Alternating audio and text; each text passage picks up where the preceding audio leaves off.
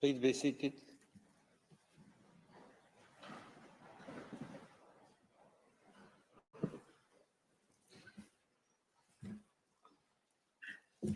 Good morning. The sitting is now open.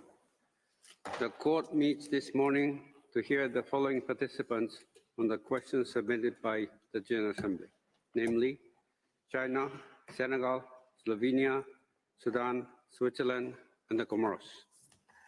Each of the delegations has 30 minutes at its disposal for its presentation. The court will observe a short break after the presentation of Slovenia. I shall now give the floor to His Excellency Ma Xiaomin, speaking on behalf of China. Sir, you have the floor.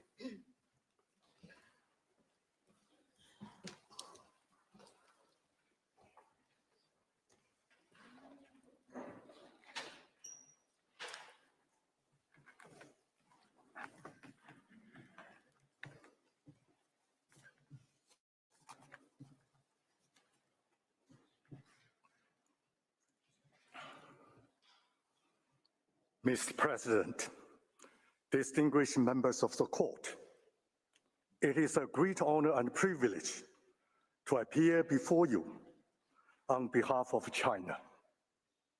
For over half a century, Palestinians in the occupied territory has endured persistent suffering, with many communities dependent on humanitarian assistance for basic survival. Following the October 2023, the escalation of the Palestinian-Israeli conflict, even this basic lifeline has been severely threatened. With each new restriction and every law Israel enacts to block assistance, the situation grows more desperate in Gaza and throughout the occupied territories. We are witnessing an unprecedented humanitarian crisis threatening to overwhelm an already suffering people. The suffering of Palestinian people touches the very heart of China. For 12 straight years, President Xi Jinping has sent messages to the UN Special Commemorative Meeting in observance of the International Day of Solidarity with the Palestinian people, expressing China's unwavering support for Palestine's just cause. China continues to provide humanitarian assistance to the Palestinian people, while also participating in broad international efforts to alleviate the humanitarian crisis and support post-conflict reconstruction in Gaza. President Xi puts it simply and powerfully. I quote, "The humanitarian cause is humanity's shared mission," end of quote. This principle guides China's position that the United Nations, as the cornerstone of multilateralism, should play both a central and unique role in leading and coordinating humanitarian assistance. As the stakeholders in this humanitarian mission, all states should work together to provide humanitarian assistance to the Palestinian people. Ultimately, the fundamental solution to the Palestinian question lies in the implementation of the two-state solution. This addresses the core of this conflict: Palestinian people's fundamental right to self-determination. At the same time, Israel's legitimate security concerns should be respected. China champions the parties to move forward each other and stands ready to work with the international community toward early realization of this vital goal. Two states living side by side in peace, their peoples sharing the benefits of friendly coexistence. China submitted its written statement to the court in February 2025. Today, I will present China's view in three parts. First, the advisory jurisdiction of the court. Second, Israel's obligations as the occupying power to the UN. Other international organizations and third states, namely third parties. Finally, Israel's obligations as a member state of the UN. China submits that the court has jurisdiction over questions requested by the General Assembly, and there's no compelling reason for the court to decline to exercise its jurisdiction. China supports the court's exercise of its advisory jurisdiction in accordance with international law. China hopes that the court will focus on the specific legal questions requested by the General Assembly, building upon its advisory opinion of the July 2024 to provide legal guidance on relevant issues. The guidance will serve to promote lasting peace, stability, and development in the Middle East. Moreover, it will safeguard international peace and security by upholding the authority of international law and advancing international justice and fairness.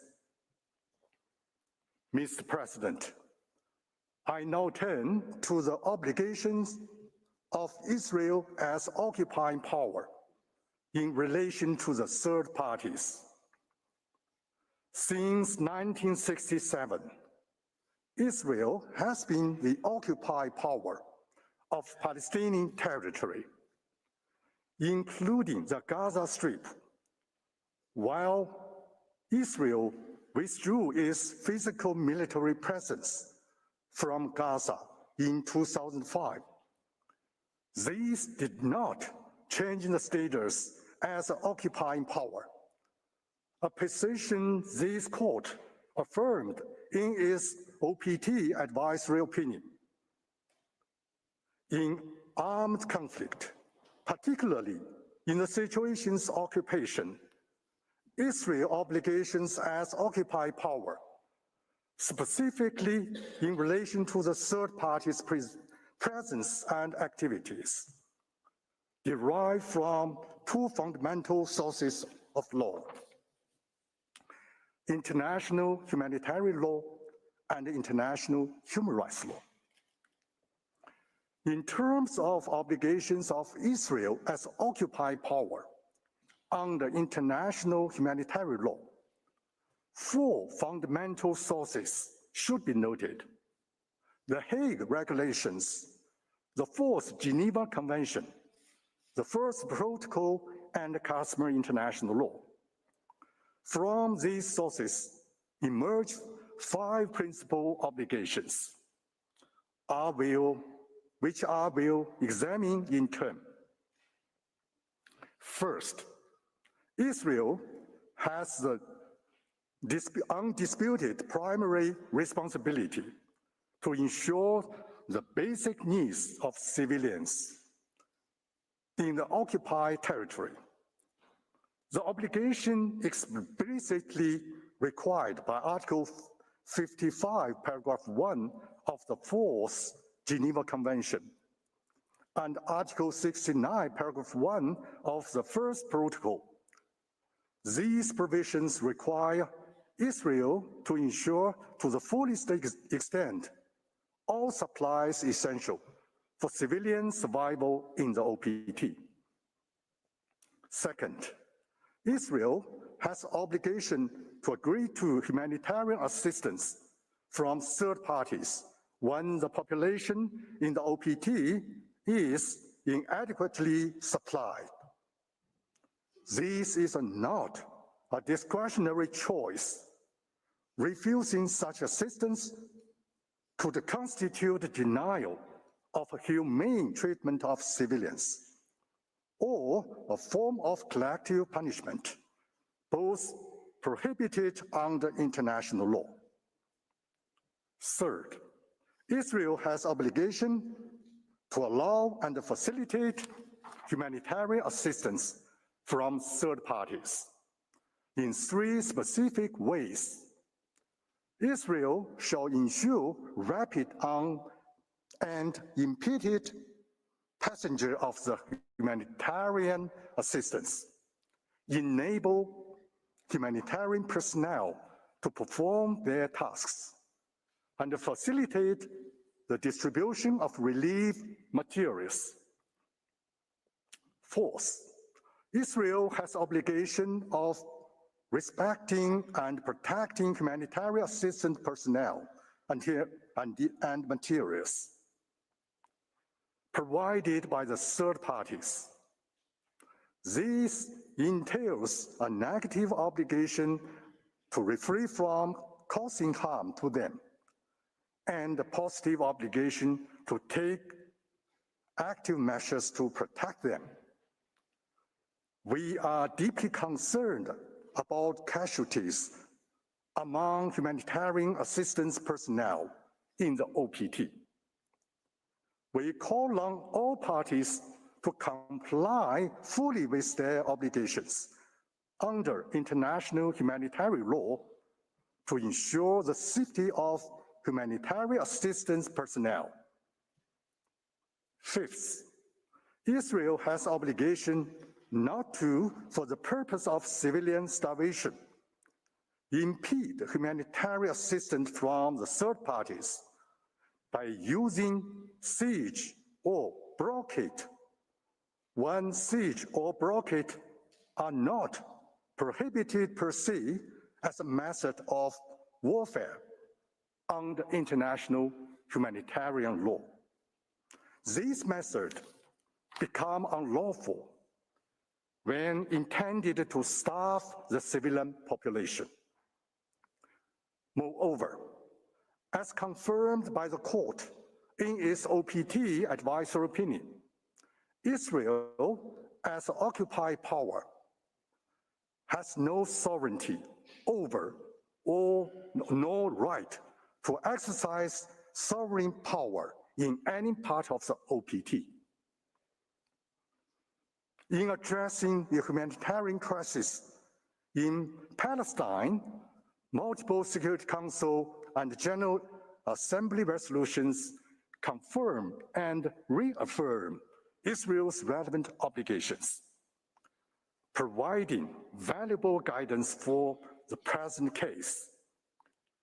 It must be emphasized, Mr. President, the principles and rules of international humanitarian law cannot be derogated from unless explicitly provided for. In practice, the occupying power may impose appropriate restriction on the presence and activities of humanitarian assistance only under specific circumstances, which I will now outline. First, activity and movement of humanitarian personnel may be restricted only in the case of imperative military necessity. These restrictions face two critical limits. They cannot constitute a complete ban on humanitarian activities, and they must remain temporary, not permanent. Notably, these restrictions are not applicable to humanitarian materials. Second, specific humanitarian arrangements may be subject to temporary technical restriction based on the reasons of security. However, such restrictions cannot amount to either a denial of humanitarian assistance presence or a general prohibition on the access of the humanitarian assistance. Third, providers of humanitarian assistance may be subject to appropriate restrictions on their presence and activities. If they violate humanitarian principles of humanity, neutrality, impartiality, and independence. These restrictions must be based on sufficient legal grounds and factual evidence, and each case must be evaluated individually. When misconduct occurs, restrictions apply only to the specific individual involved, unless such conduct is proven attributable to the organization or state. As a matter of international humanitarian law, humanitarian assistance is based on two pillars: the occupying power primary responsibility and the third party's humanitarian assistance. Unlike the occupied power primary role, the third party plays subsidiary and complementary role. The rule applies only when two conditions are met. First, the civilian population's basic necessities are not adequately supplied. And second, the occupied powers has given its consent. Such assistance must adhere to humanitarian principles when respecting technical arrangement established by the occupied power under international law. China knows that. A few written statements assert that the occupying power has a broad discretion to accept or deny the presence and activities of the third parties that provide humanitarian assistance. However, international humanitarian law explicitly constrains such discretion by establishing two distinct obligations. In situation of occupation, the occupying power shall agree to humanitarian assistance from third parties. In situation of armed conflict other than occupation, humanitarian assistance from the third party shall be undertaken, and the parties to the conflict shall not arbitrarily withhold their consent.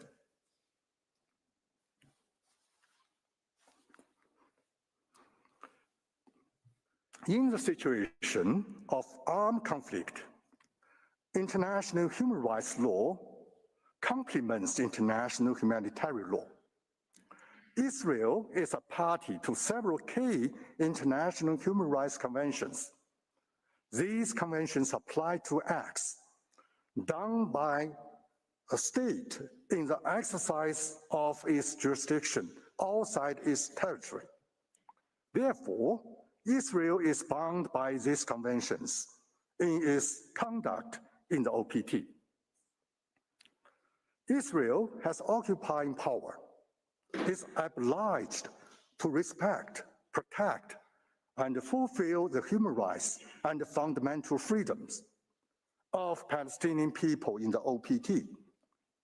These obligations include a full spectrum of rights, including Palestinian people's right to self-determination, life, work, an adequate standard of living, as well as the right to food, healthy, and education.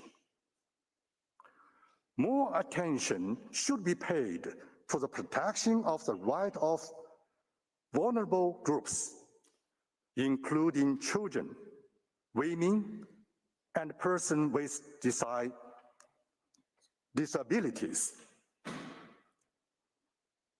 With respect to the humanitarian and development assistance, Israel is obliged to cooperate with the third party to ensure fulfillment of these human rights. This entails both positive and negative obligations.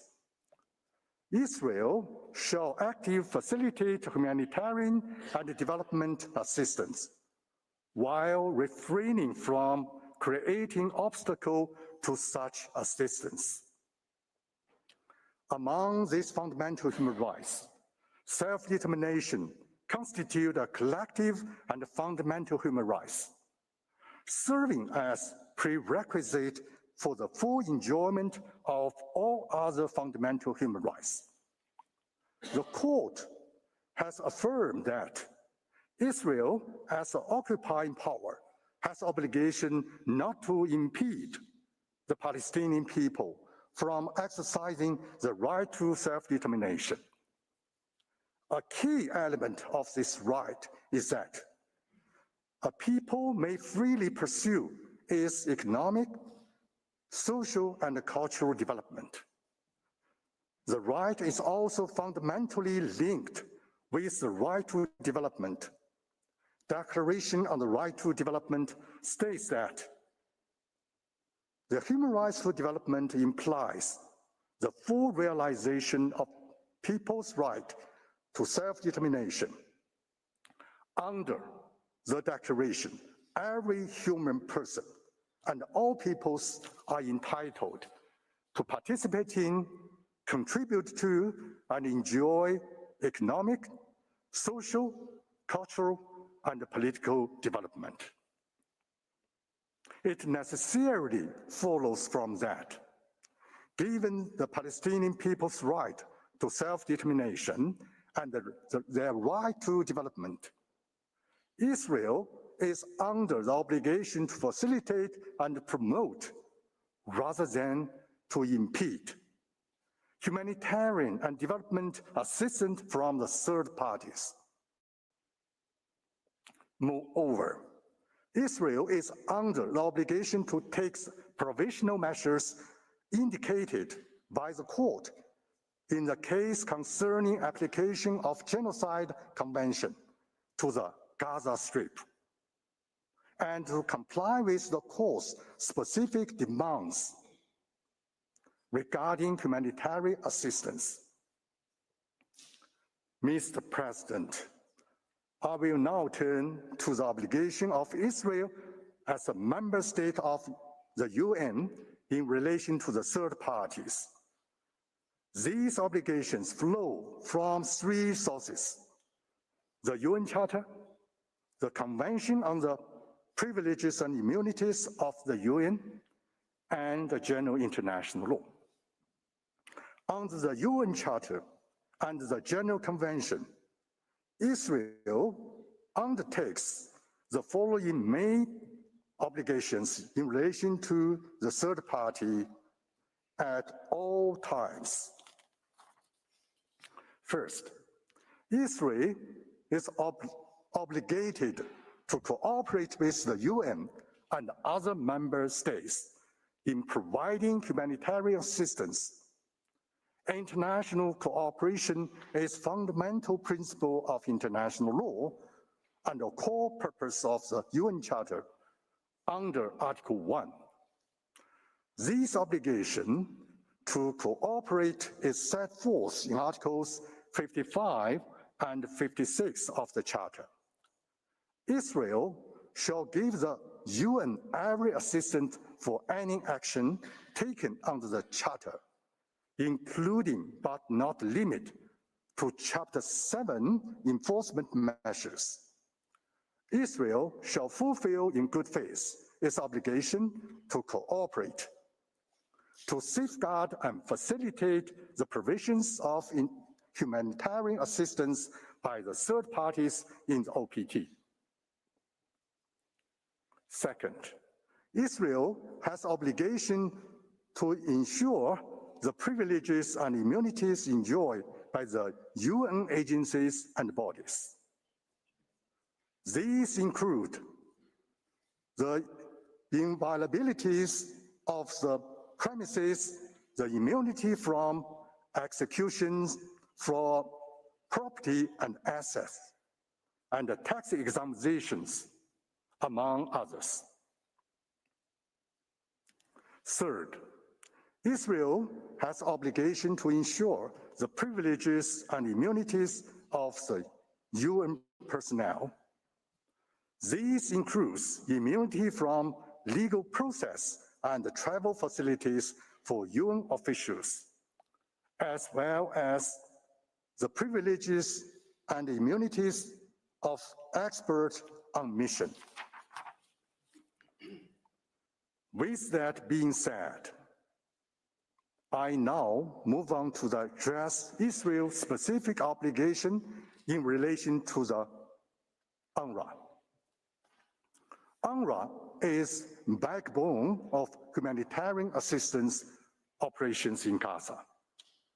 Its role in alleviating the humanitarian crisis in Gaza is both indispensable and irreplaceable.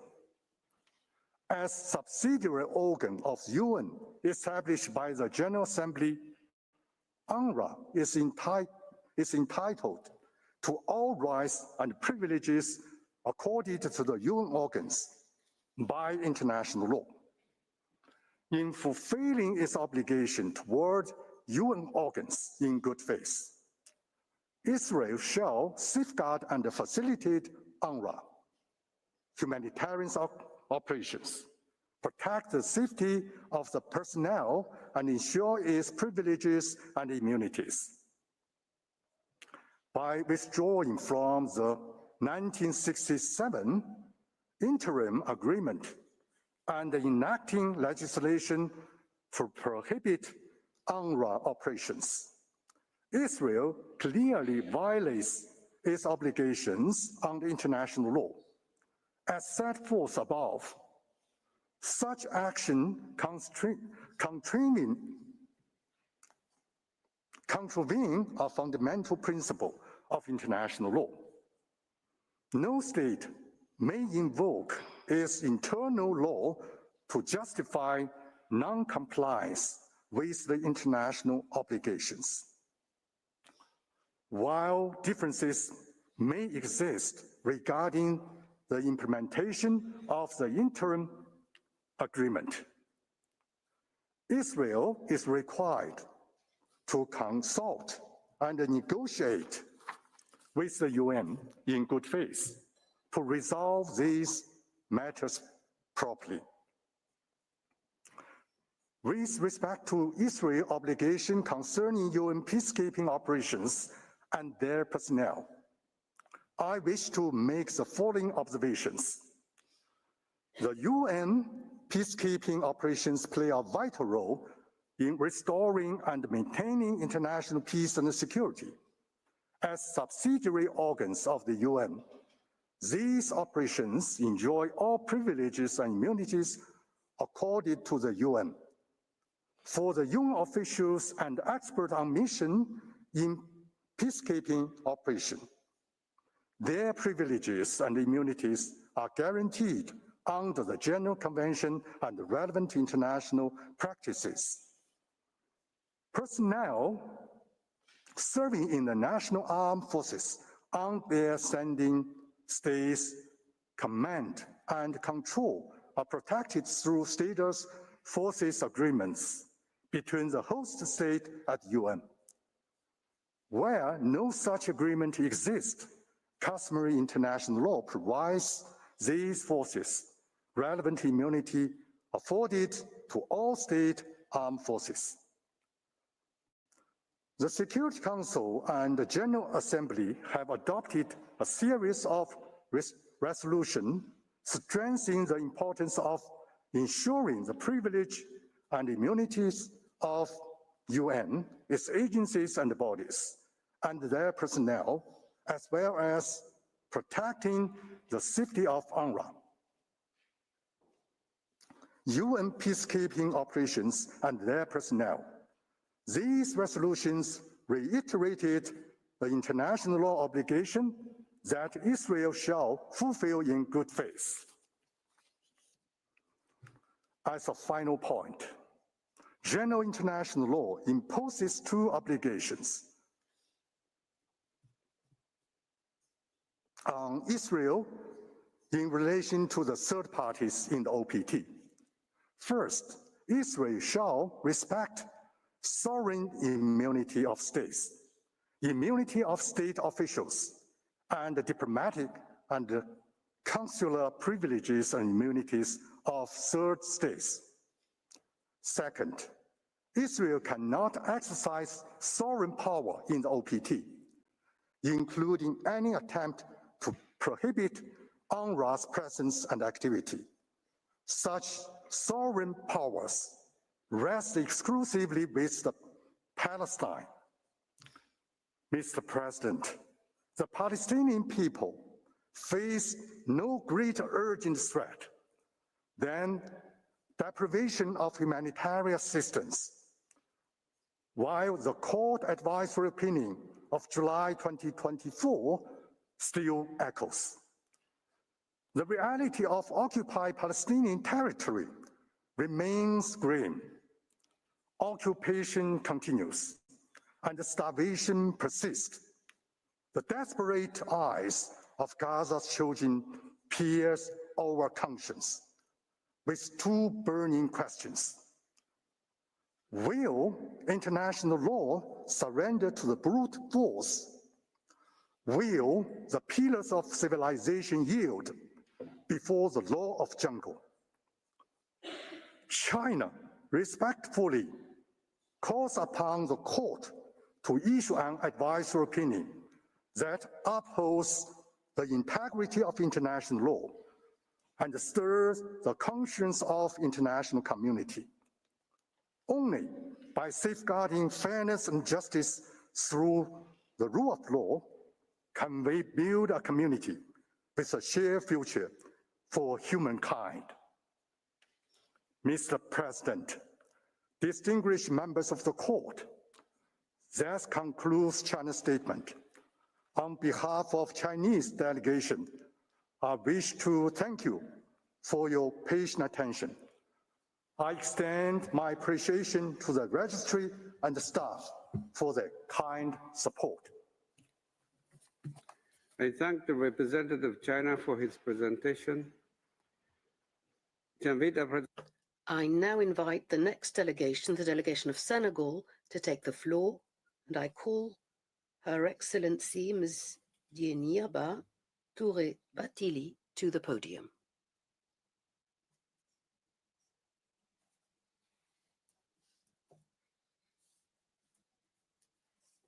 Mr. President, ladies and gentlemen, judges, members of the court, it's an honor for me to address the court on behalf of the Republic of Senegal in the present advisory opinion proceedings.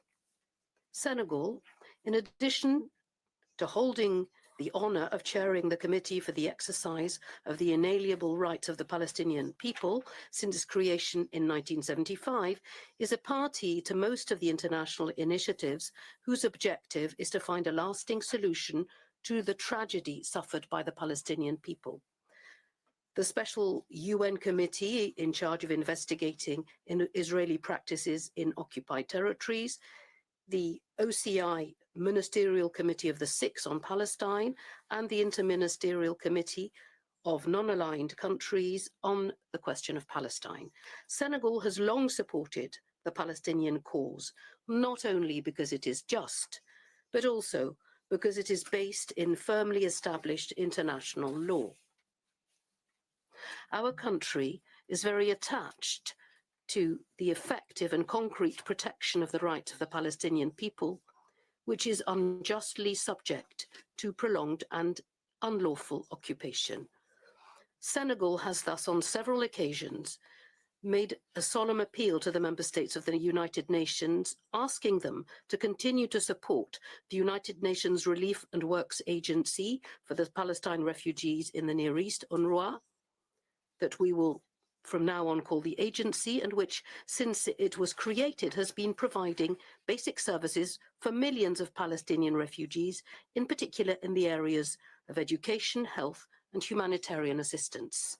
Senegal wishes to secure clarification of the legal obligations incumbent on Israel as the occupying power and as a member state of the United Nations in relation to the organization of the United Nations and other international actors present and operating in the occupied Palestinian territory for the benefit of the Palestinian population.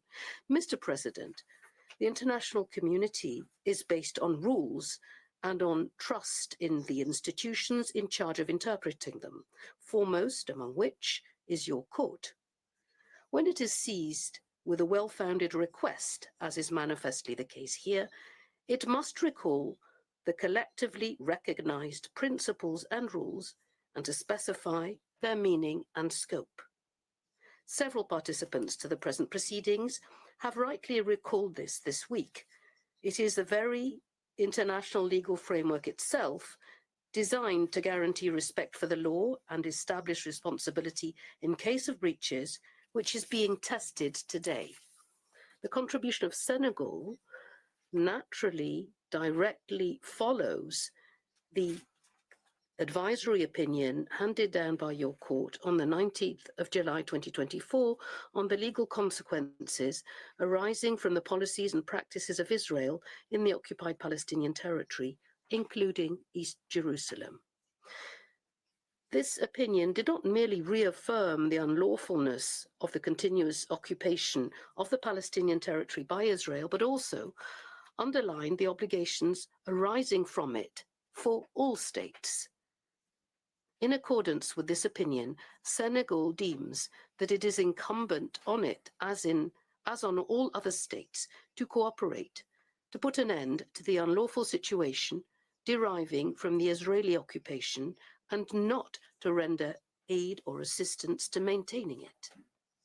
Mr. President, at the heart of this situation is the unalienable right of the Palestinian people to self-determination, which must be preserved in all its dimensions: legal, political, territorial, and humanitarian, as this court has on many occasions recalled, including in its advisory opinions of 2004 and 2024. Israel's obligations concerning the presence and the activities of the United Nations, other international organizations, and third states are intrinsically linked to the realization of this right. Senegal is of the view that any impediment to this presence and the activities of these organizations amounts not only to a breach of the specific obligations of Israel towards these actors, but also to a clear obstruction to the exercise by the Palestinian people of its fundamental right to freely determine its political status and to pursue its economic, social, and cultural development. Mr. President, members of the court, Senegal has no doubt that the court has jurisdiction to deliver the requested advisory opinion and that nothing would justify it not exercising this jurisdiction. Like Senegal and other participants, and there are many of them, have argued at the stage of the written and oral submissions, as well as in the two previous advisory opinions, there is no compelling reason to justify your declining to hand down this opinion. Your court will not be convinced by the arguments claiming that this opinion would risk unduly interfering with pending contentious cases. Indeed, to quote the court, no state can prevent the giving of an advisory opinion which the United Nations considers to be desirable, and in regard to advisory opinions, even where the request for an opinion relates to a legal question actually pending between states, unquote. In the following presentations, Senegal will endeavour to suggest to the court the answers to the question submitted to it, and let me recall that the question deals with Israel's obligations as the occupying power and as a member of the United Nations. These obligations consist of primary and secondary obligations. The relevant primary obligations will be presented by Professor Makane Moïse Mbengue, and it will fall to Professor Jean-Marc Touvenin to discuss the secondary obligations. Mr. President, ladies and gentlemen, members of the court, I thank you for your attention, and I would ask you to now call my colleague, Professor Makane Moïse Mbengue, to the podium. Thank you, Ms. Batili. I now give the floor to Mr. Makane Moïse Mbengue. Sir, you have the floor. Mr. President, ladies and gentlemen, members of the court, it is an honor for me to represent Senegal in these important proceedings. Mr. President, as Ambassador Touré Batili has just recalled, there is an essential issue at stake in the present proceedings, that of guaranteeing that the relation between Israel and the organization be conducted in accordance with positive international law. For Senegal, a relationship based on international law requires Israel to comply with its obligations, chief among which is a primary obligation, the obligation of cooperation. My task will be, first of all, to present the legal aspects of this obligation to you, and then to address the duties it involves in practice for Israel. The obligation originates from the Charter, in particular Articles 55, 56, and 2, paragraph 5, which have abundantly been quoted during these proceedings. It requires, on the part of every member state of the United Nations, to afford every assistance in any action it takes in accordance with the present Charter. And I stress, any action it takes. Those are the very words of Article 2, paragraph 5, taken by the organization, and therefore not only that decided by the Security Council, but also the action taken by the General Assembly, including through a subsidiary body such as the agency. This interpretation is the only possible interpretation given your opinion in the case of the expenses. Article 2, paragraph 5 of the Charter, contrary to what a handful of participants to the present proceedings have argued, would be deprived of its intended effect if a member state of the organization could, as it pleased, in the name of national security considerations, in relation to a territory over which it has no sovereignty, decide on the fate of the action taken by the United Nations. It goes without saying that the authors of the Charter never intended to afford to a member state such omnipotence over the organization and its action. On the contrary, the obligation to cooperate and full assistance are one and the same thing, and they are legally inseparable from each other. In law and in fact, Israel must cooperate in all circumstances to guarantee full functioning, full accomplishment, and full independence and effectiveness of the agency. The obligation of continuous cooperation in good faith for Israel with the organization and its subsidiary bodies, such as the agency, does not involve variable geometry in the context of the Charter. It cannot be subject to deviations or to unilateral limitations. In other terms, any action on the part of a member state which would consist in reducing even minimally or worse in wiping out, as Israel is doing, the action of the organization in breach of the cooperation procedures provided by the organization is contrary to the obligation of cooperation.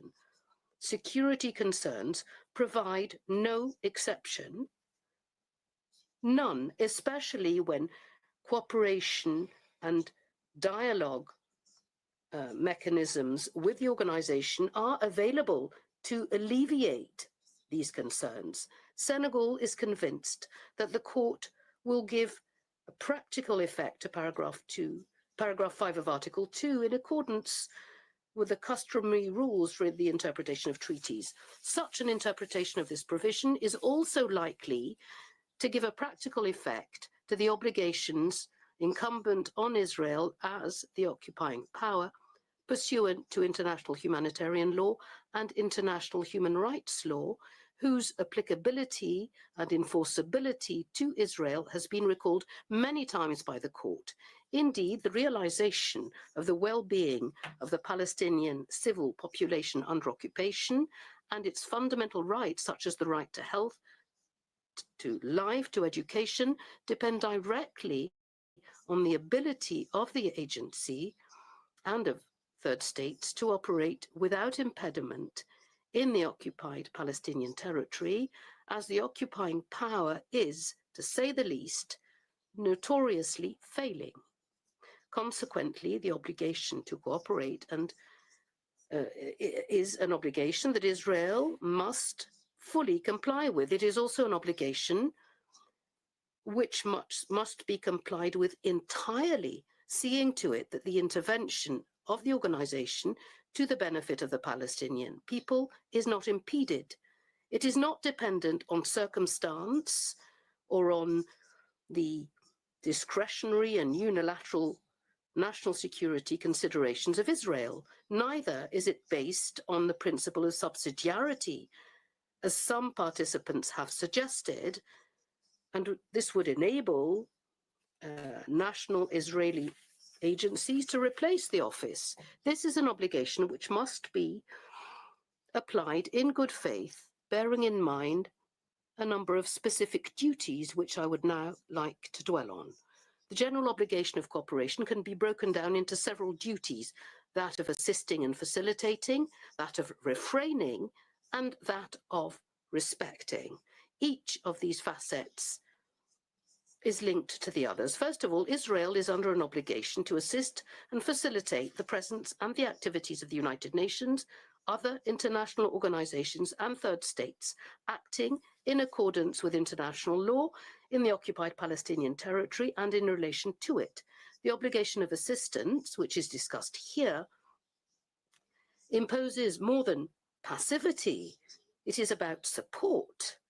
Everything must be done not only to support the action of the United Nations and other humanitarian stakeholders, but also to facilitate their work. Secondly, cooperation involves a duty of refraining from any action likely to impede, obstruct, or jeopardize the presence and the activities of the United Nations, other international organizations, and third states. This is the negative facet of the obligation to assist and facilitate, in the sense that even if no specific substance were to be attached to it, the minimum for Israel would be for it to refrain from harming humanitarian action. Thirdly, and this is fundamental, Israel has a duty to abide by the legal status, the mandates, the privileges and immunities of the United Nations, of its bodies, organizations and agents, and those of other international organizations and third states operating in the occupied Palestinian territory. Mr. President, members of the court, allow me to emphasize the privileges and immunities guaranteed by Article 105 of the Charter and the 1946 Convention, to which Israel is a party and which are absolutely necessary for the independent exercise of the functions of the agency and its agents. The latter undoubtedly enjoy these privileges and immunities, and Israel has recognized this in the exchange of letters of 1967.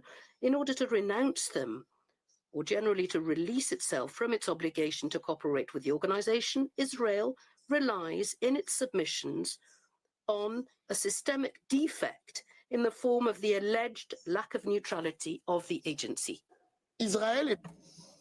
Israel certainly is entitled to assert that Article 59 of the Fourth Geneva Convention requires the impartiality of concerned humanitarian organizations. Israel is entitled to put into question the diplomatic immunity of a member of the staff of the agency, but rather than cooperate with the organization to establish the facts it is denouncing, Israel has decided to make allegations without proof and to fund a smear campaign against the agency as a whole. It is the same bias expressed by Israel in its written statement, which accuses the agency of being, and I quote, irremediably compromised.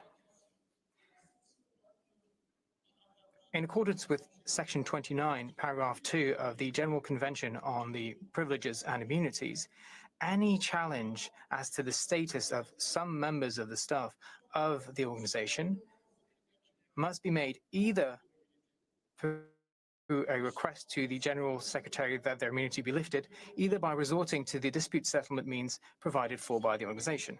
These procedures have been duly followed after Israel made its allegations, as was demonstrated at the beginning of the week by the legal counsel of the organization. In other words, Israel's allegations were duly tackled, as has been shown in several reports. The General Assembly has taken note of these reports in its resolution of the 16th of December 2024 and requested, I quote, that all parties, Israel included, enable the agency to carry out its mandate. End quote. Israel has taken note, but rejects those conclusions. However, Israel may not unilaterally reject them. It may contest them, but in that case, Article 30 of the Convention on Privileges and Immunities provides that it is through an advisory opinion that disputes concerning the interpretation or application stemming from them are to be definitively settled, not through a unilateral decision by Israel. That dispute, in accordance with Article 30 of the Convention, is now before you, members of the Court.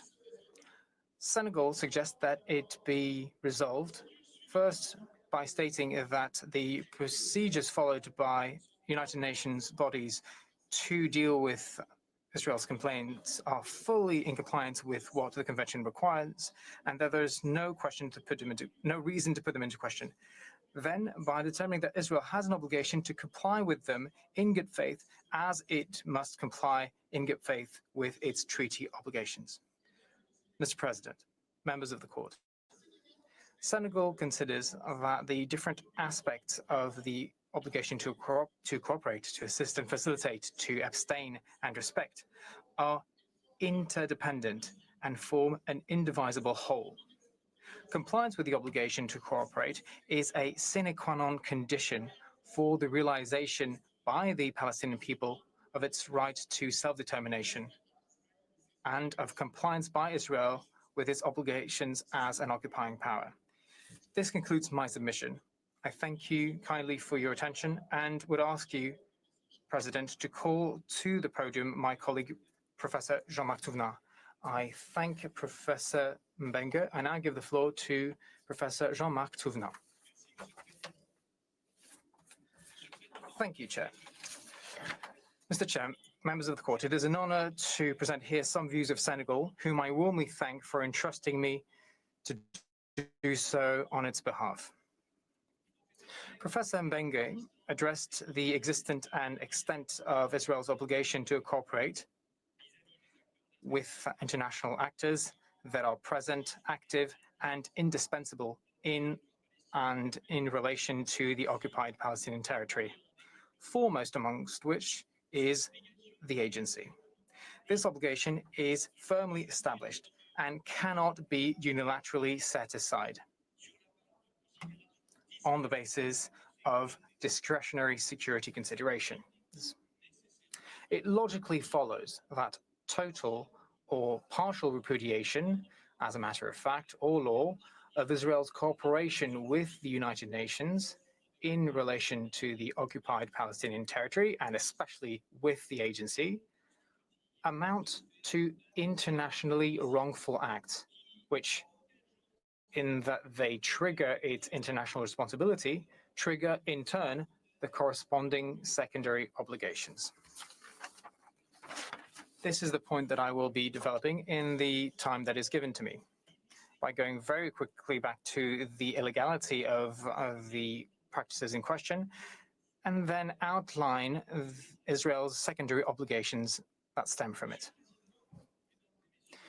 Mr. President, members of the court, Israel's non-compliance with its obligation to cooperate is patent. Most of those who have pleaded before me have provided many details to this effect, including the legal counsel of the United Nations. Israel accepts its actions. No humanitarian aid shall enter Gaza, is what the Israeli Minister for Defense, Israel Katz, said repeatedly a few days ago, ripping apart by the same token the written submissions of his own country, according to which there are allegedly alternatives to the agency. There are none. No humanitarian aid may enter Gaza. Indeed. There is therefore no disagreement as to the facts. On the contrary, they are being proclaimed. It is simply their illegal character that is being disputed, actually by a minority of speakers, according to which there is an exemption to the obligation to cooperate, that a member of the United Nations might allegedly be able to unilaterally claim and on a discretionary basis. But Professor Mbeng and others before him have demonstrated that there is no such exception. It is impossible. It therefore follows that the facts are both established and illegal or wrongful. Yet any internationally wrongful act by the state triggers its international responsibility. It follows that since Israel's behavior assuredly amounts to wrongful acts, its international responsibility is triggered.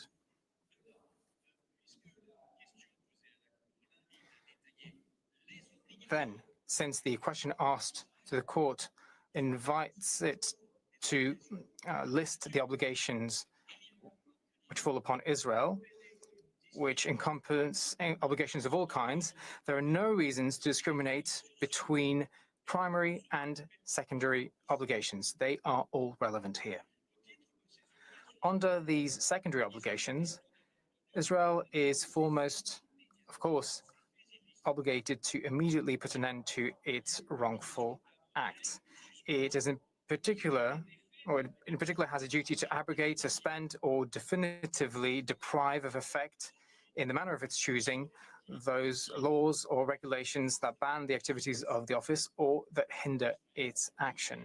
Israel must lift all unjustifiable restrictions to the access and circulation of humanitarian personnel and property or goods. It must order and implement an immediate cessation of all attacks against UN agents and other humanitarian agents and against the infrastructure in which they operate. It must prosecute the perpetrators of those attacks and fully respect the privileges and immunities of UN agents, including those of the agency, as goes without saying. Given the severity of the breaches it is responsible of, Israel also has an obligation to provide solid assurances and guarantees that they will not occur again.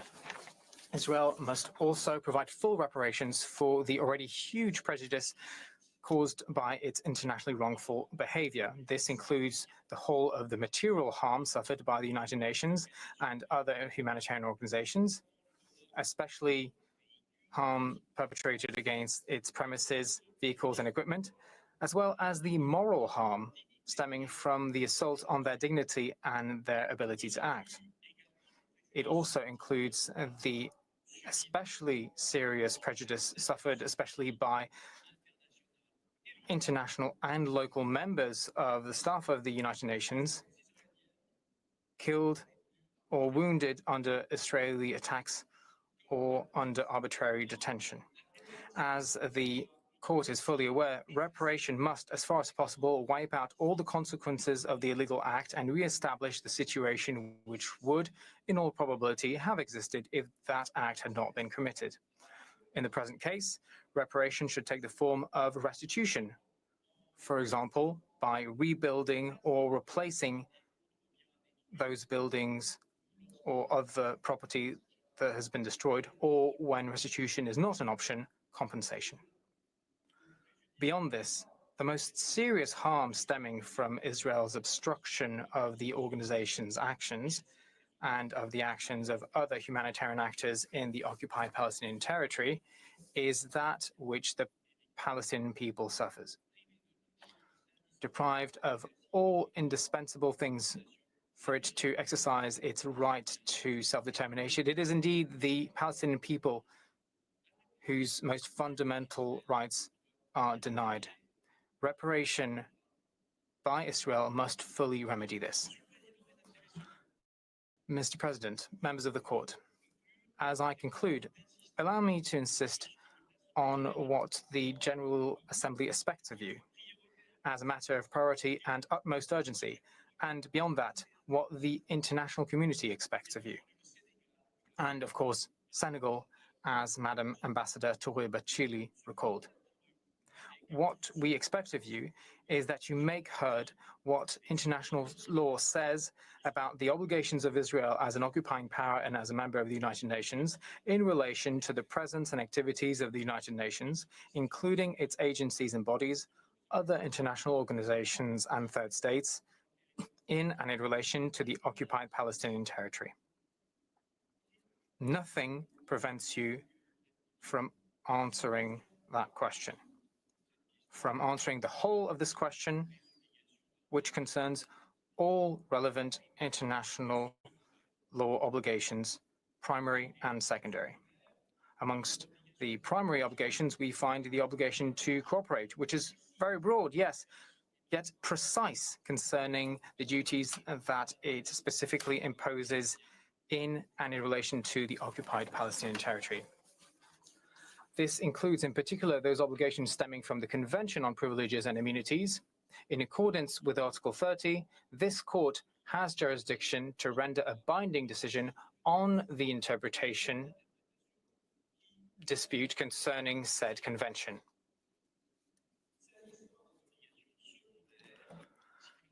Concerning the secondary obligations, whereas it goes without saying that they apply to Israel since the facts are established and undeniably wrongful, it is crucial that the court state that they exist.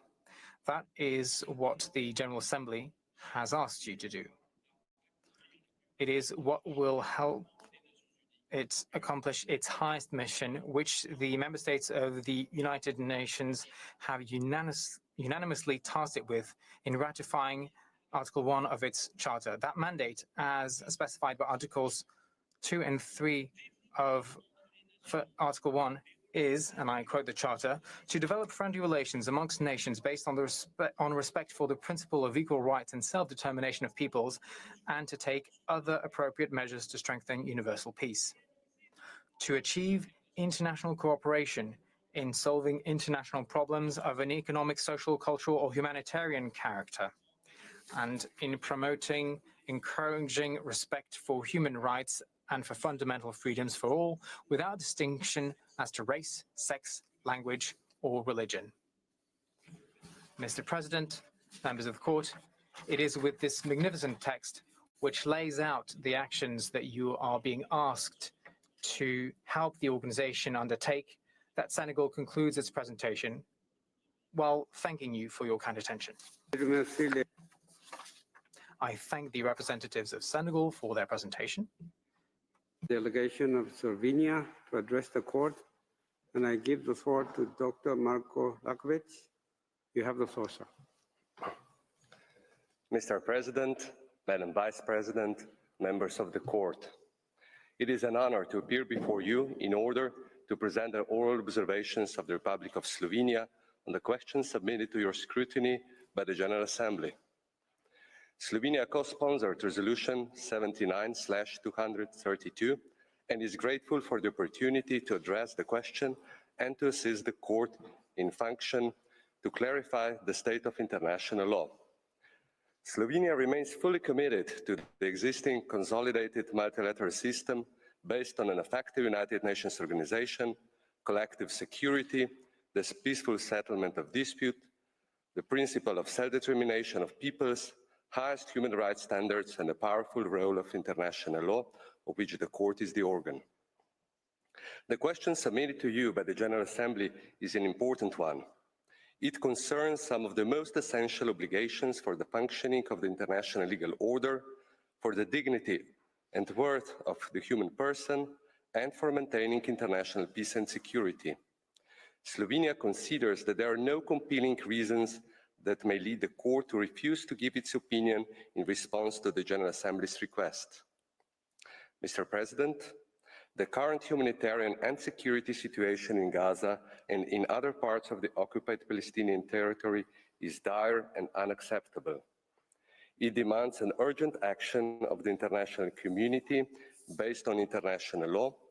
The oral statements presented by the United Nations and by Palestine last Monday set out the shocking and intolerable conditions of the Palestinian people and the difficulties faced by the organization in fulfilling its mandate and providing humanitarian assistance. Slovenia is appalled by the decision to completely block humanitarian access and aid to Gaza. As we speak, no aid has reached the people in Gaza for 2 months. The civilian population is at acute risk of starvation, epidemic disease, and death. The list of unacceptable is long. The longest siege since the start of the war, the blocking of access of humanitarian workers, the attacks on humanitarian, medical, and media workers, the attacks on civilians and destruction of civilian objects, and the attempt to dismantle the United Nations agency, UNRWA, that is the principal means by which essential assistance is supplied to Palestinian refugees. In the words of the Secretary General, there is no realistic alternative to UNRWA, which could adequately provide the services and assistance required. Members of the Security Council and the General Assembly confirmed that no organization can replace or substitute the agency's capacity and mandate to serve Palestinian refugees and civilians in urgent need to life-saving humanitarian assistance. Mr. President, nothing can justify the attacks of 7 October and the deliberate killing, injuring, and abduction of civilians. And nothing can justify the total destruction of Gaza and the misery imposed on the Palestinian people in Gaza and elsewhere in the occupied Palestinian territory. No claim to the right of self-defense can justify the denial of urgently needed supplies and humanitarian assistance. Under international law, the exercise of the right of self-defense can never justify the violations of international human rights law or international humanitarian law. As confirmed by this court in 2004, the jus ad bellum has no relevance. Rather, Israel's activities in the occupied Palestinian territory in its obligations to facilitate the unhindered provisions of urgently needed supplies essential to the survival of Palestinian people, of basic services and humanitarian and development assistance are governed by international human rights law and international humanitarian law, not by jus ad bellum. Members of the court, more war does not bring more peace. War brings only the erosion of peace and security and more unbearable suffering. As the court stressed last year, the early realization of the Palestinian people's right to self-determination would contribute to regional stability and the security of all states in the Middle East. The Republic of Slovenia, having realized its independence in 1991 based on the right of the Slovenian people to self-determination, is particularly sensitive to the long overdue realization of the inalienable right of the Palestinian people, and even more so when the prospect of this realization is fading. Slovenia reaffirms its unwavering support for a negotiated two-state solution on the basis of the 1967 borders, resulting in two sovereign democratic states living together in peace and security in full respect of international law. Slovenia recognized the state of Palestine last June and fully backs, with the United Nations, the early realization of Palestinian people's right to self-determination. Mr. President, I will now turn to the first aspect of the question submitted to the court, the obligation to ensure and to facilitate the provision of urgently needed supplies, basic services, and humanitarian assistance. This obligation is closely connected to the right of the Palestinian people to self-determination, but also to human rights and international humanitarian law. Mr. President, members of the court, there can be no right to self-determination without a people entitled to exercise and enjoy it, or without the conditions for its full, effective, and efficient realization. The court underlined last year, by virtue of the right of self-determination, a people is protected against acts aimed at undermining its integrity as a people. It also recalled Israel's obligation not to impede the Palestinian people from exercising its right to self-determination. The General Assembly recalled in its question that the obligations that are the subject of the present request concern the survival of Palestinian civilian population and humanitarian and development assistance in support of the Palestinian people's right to self-determination. Israel is bound not only not to impede the realization of the right to self-determination of the Palestinian people, but also to enable the conditions for its realization, including by providing supplies and aid necessary for the survival of the Palestinian people. The current humanitarian and security situation throughout the occupied Palestinian territory undermines the realization of the Palestinian people's right to self-determination. Mr. President, although Israel has no sovereign rights over the occupied Palestinian territory, it remains nevertheless bound by international human rights law and international humanitarian law in respect of the territory under its control and the population within that territory, and it bears the principal obligation to ensure the provision of urgently needed supplies, basic services, and humanitarian and development assistance to the Palestinian people. This obligation is grounded in particular in the right to life, enshrined in Article 6 of the International Covenant on Civil and Political Rights. This essential right is non-derogable. It must be respected even in time of public emergency which threatens the life of the nation, which includes situations of armed conflict and other public emergencies.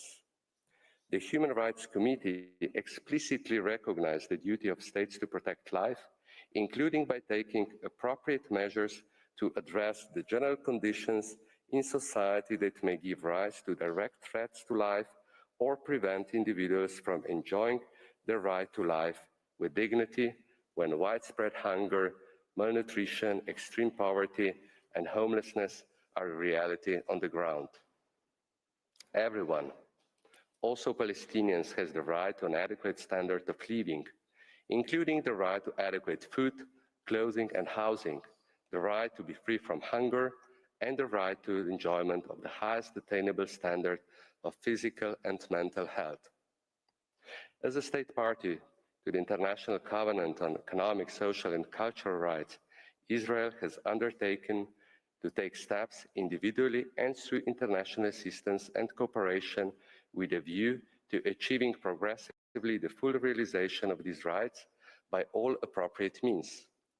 If any significant number of individuals is deprived of essential foodstuffs, of essential primary healthcare, of basic shelter and housing, or of the most basic forms of education, the state is failing to discharge its obligations under the covenant. Access to food or to healthcare must be used as an instrument of pressure or war. Under international humanitarian law, The obligation to provide humanitarian assistance to the civilian population is central, as reflected in the 4th Geneva Convention, to which Israel is a party, and in Additional Protocol 1, which largely reflects customary international law.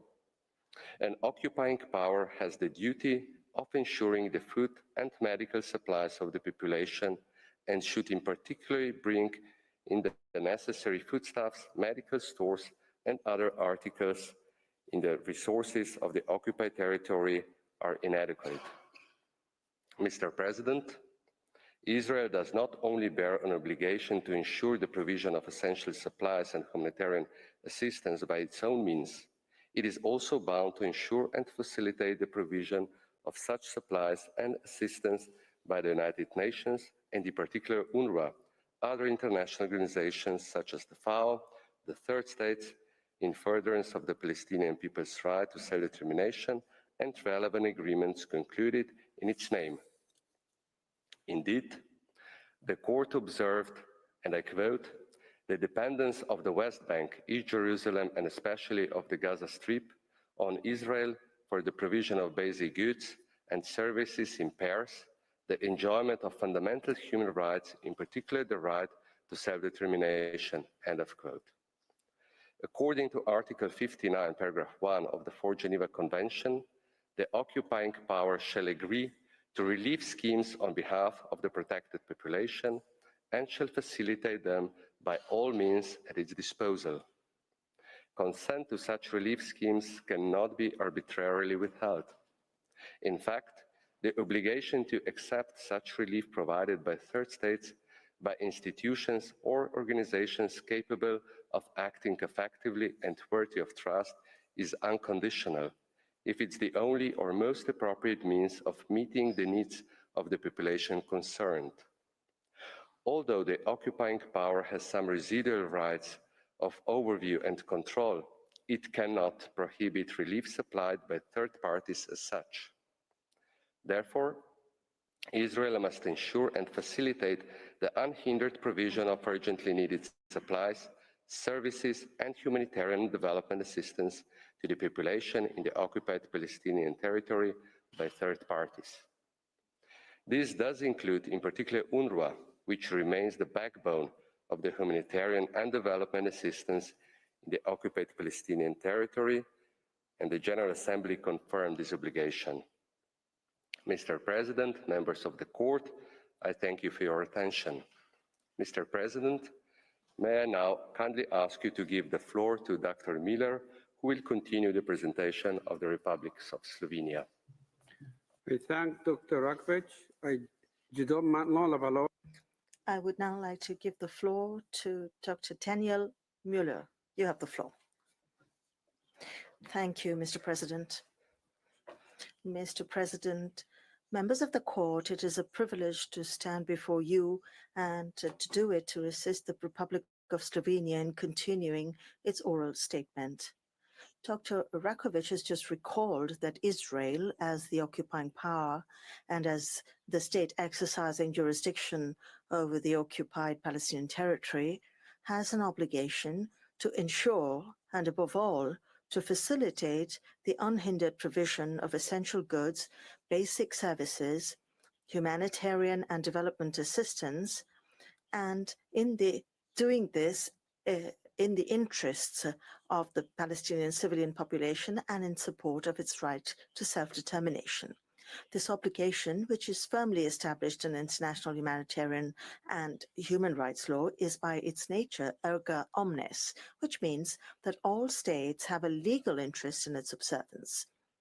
Furthermore, and this is an important point, with regard to obligations under international humanitarian law, and in particular the 4th Geneva Convention, the high contracting parties must not only respect these obligations themselves, but they also undertake to ensure respect for the Convention and for its obligations in all circumstances. This commitment to ensure respect for international humanitarian law does not derive only from the conventions themselves, but from the general principles of humanitarian law to which the conventions merely give specific expression. It is now my task to provide some answers to two other aspects of the question posed by the General Assembly. On the one hand, the question concerns not only Israel's obligations as the occupying power, but also those that it has assumed and must fulfill as a member of the United Nations. Secondly, the question refers specifically to Israel's obligations with regard to the presence and activities of certain international actors providing or who have provided humanitarian assistance in and in relation to the occupied Palestinian territory. Although these two aspects may overlap and complement each other, I will endeavor to address them in turn.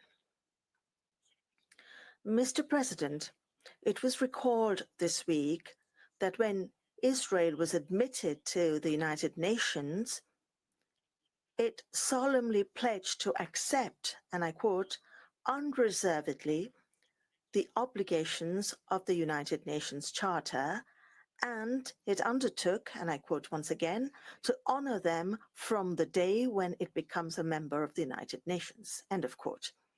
Its declaration, made in accordance with Article 4 of the Charter, recalls that it must fulfill in good faith the obligations assumed in accordance with the Charter.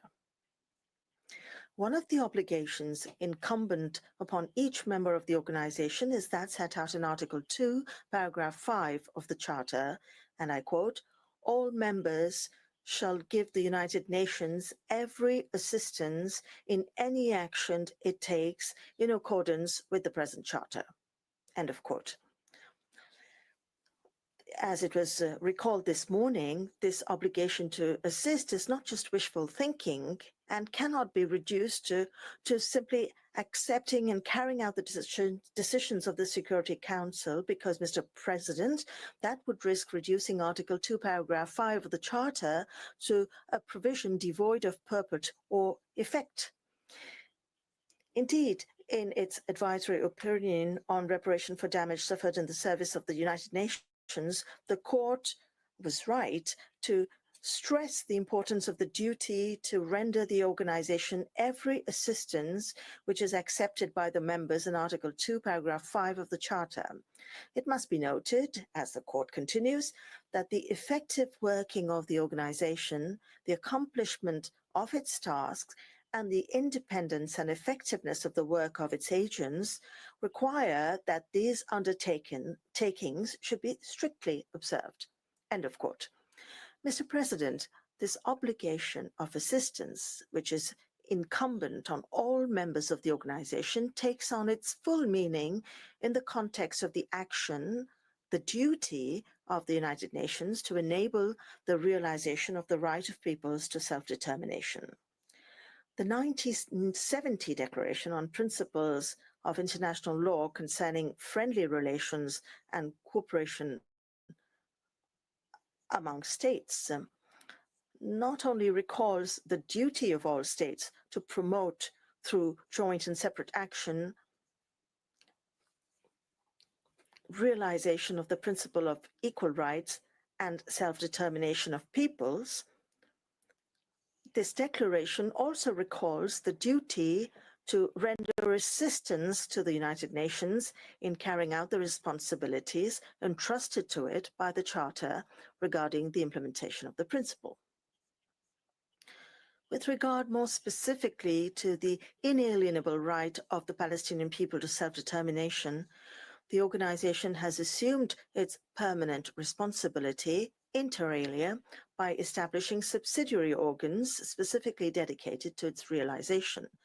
The United Nations Relief and Works Agency for Palestine Refugees in the Near East, UNRWA, that was established in 1948, plays an essential and vital role in the organization's assistance to the Palestinian people in realizing their rights. This agency provides humanitarian and development assistance to Palestinians in the occupied Palestinian territory and elsewhere, humanitarian and development assistance.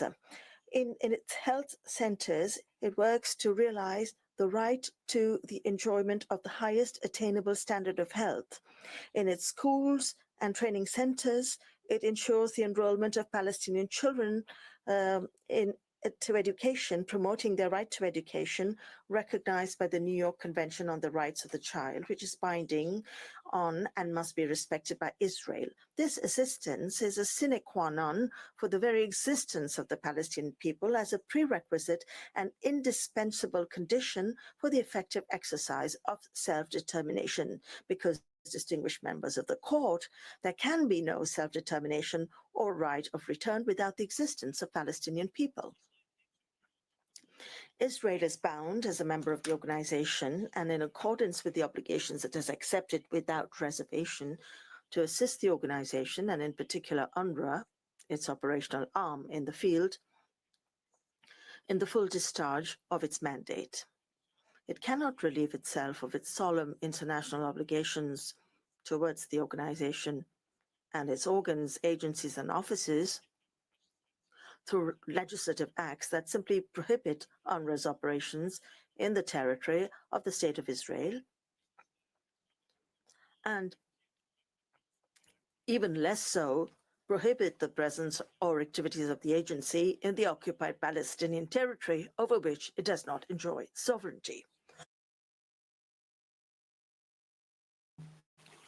Mr. President, this brings me to my second point, namely Israel's obligations regarding the protection of the presence and activities of the organization, including UNRWA, and more generally, of all humanitarian activities and personnel.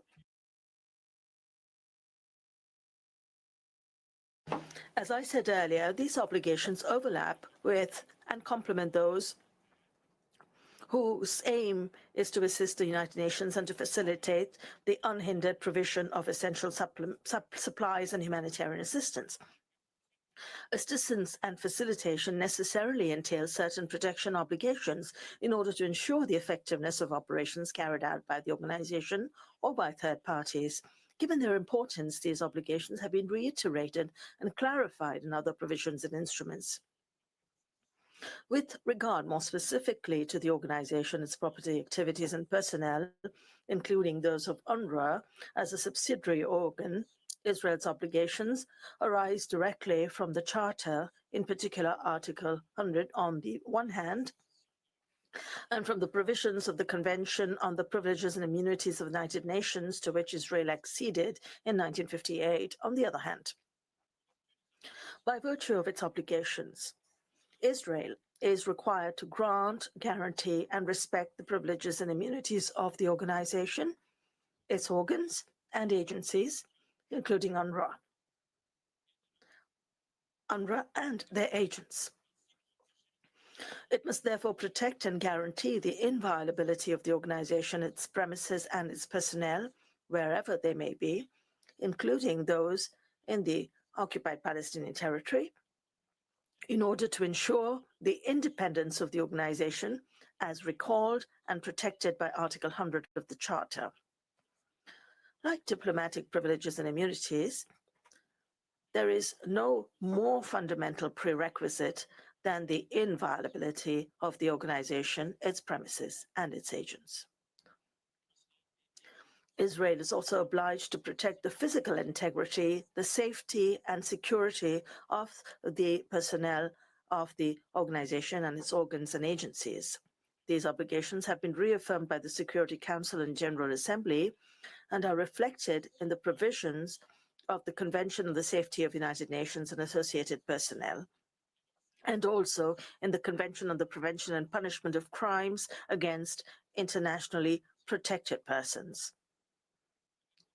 As the International Law Commission has recalled, attacks on the safety and security of United Nations and associated personnel are of concern to the international community as a whole because they are committed against persons who represent the international community and risk their lives to protect its fundamental interest in maintaining the international peace and security of mankind.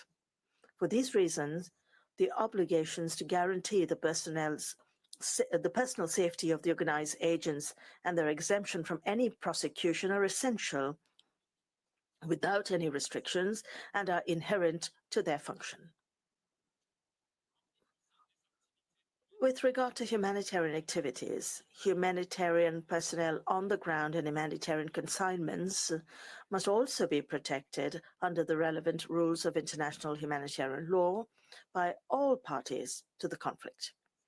These obligations do not arise solely from the principle of distinction. They are inherent to the obligation to facilitate humanitarian assistance itself. They are specifically recalled in the Fourth Geneva Convention and in the First Additional Protocol. They form part of customary international law, and they continue to be binding on Israel in the occupied Palestinian territory. Intentionally directing attacks against personnel, installations, material, units, or vehicles employed in a humanitarian mission constitutes a war crime. Distinguished members of the court, these obligations, whose purpose is no more and no less than to guarantee the safety and security of those working in the interests of the international community, are clear and firmly established in international law. Yet, they are far from being respected in the occupied Palestinian territory, where humanitarian assistance is more essential than ever. To quote the permanent representative of Slovenia to the United Nations before the Security Council, and I quote what he said, "What we see in Gaza is the erosion of humanity. We are appalled by the Israeli attacks on humanitarian workers in Gaza. The humanitarian workers of the United Nations, the International Committee of the Red Cross, the Palestine Red Crescent Society, UNRWA, FAO, Médecins Sans Frontières, and Nasser Hospital have been under fire since the hostilities resumed. We are shocked by the latest attack on the humanitarian convoy, killing 15 medical and humanitarian workers.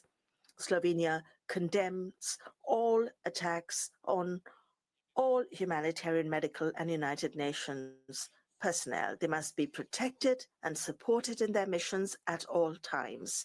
We call for an end to those attacks." End of quote. Mr. President, members of the court, these remarks conclude the oral statement of the Republic of Slovenia.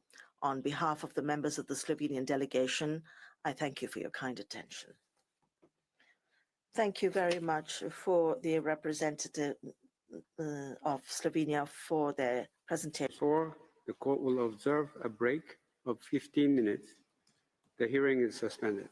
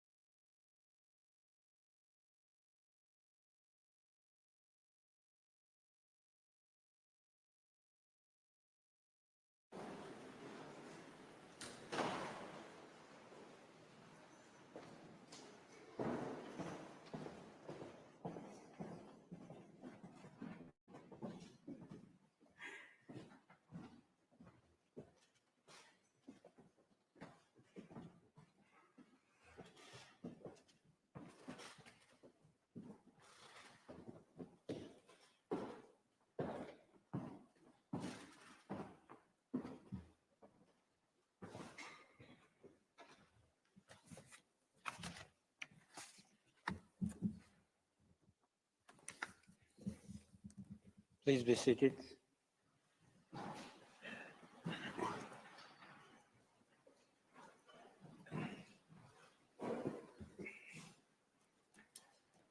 The sitting is resumed.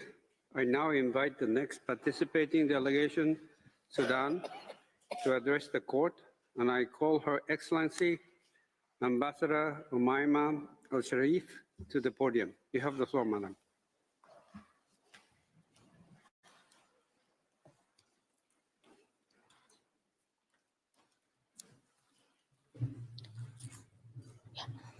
Thank you.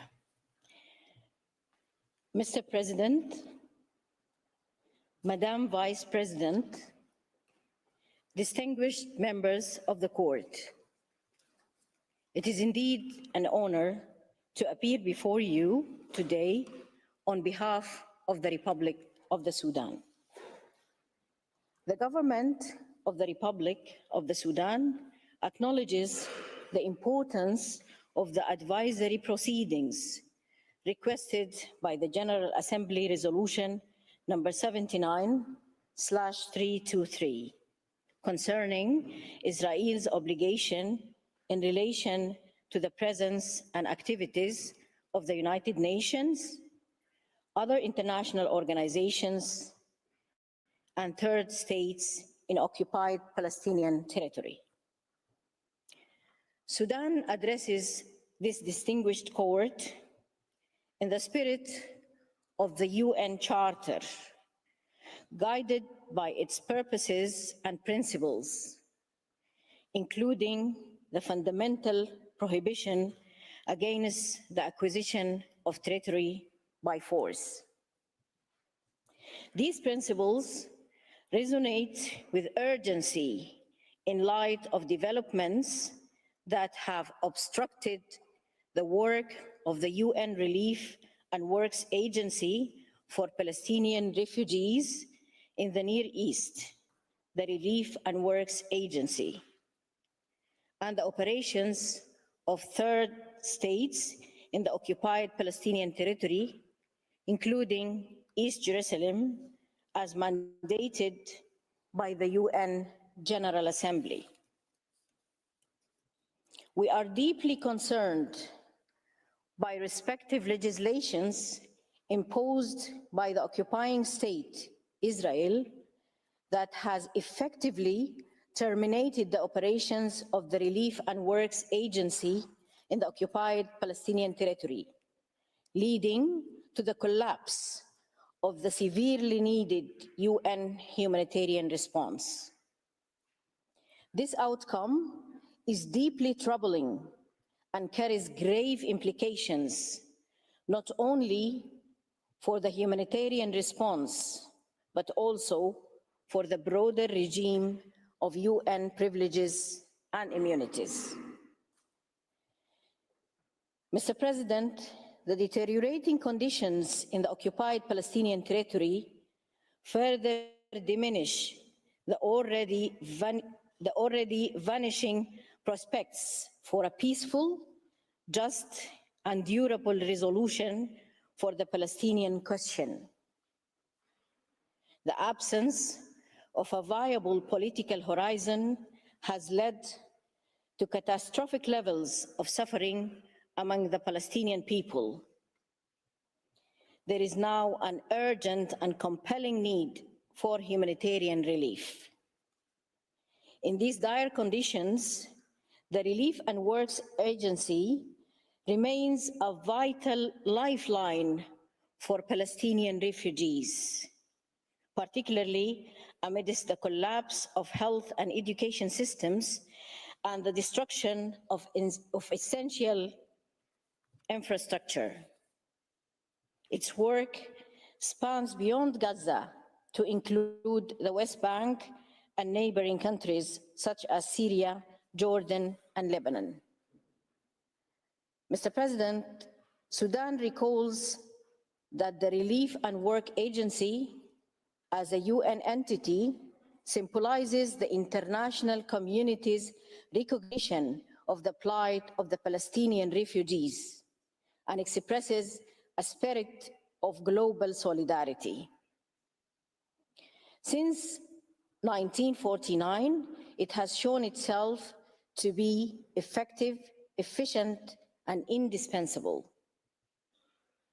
There is at present no viable alternative to its operations, nor can its responsibilities be transferred until a comprehensive and lasting resolution of the Palestinian question is achieved. Mr.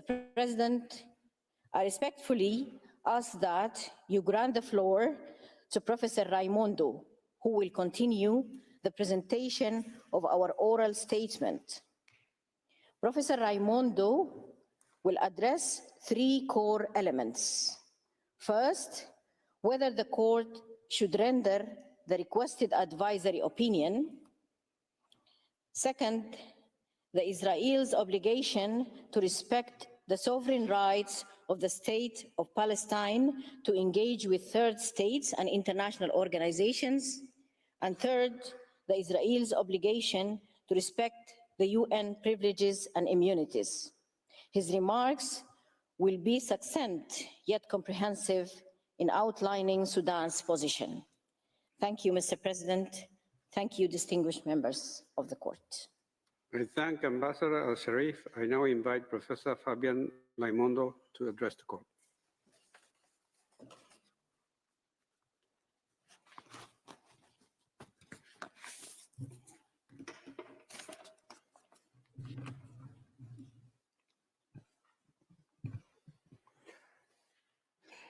Mr. President, members of the court, it is an honor to once again stand before this court to address the issues outlined by Ambassador Al-Sharif.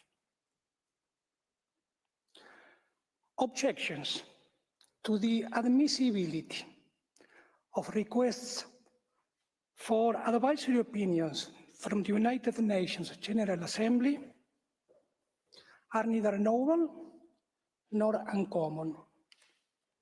Yet, the court has consistently and rightly dismissed such objections.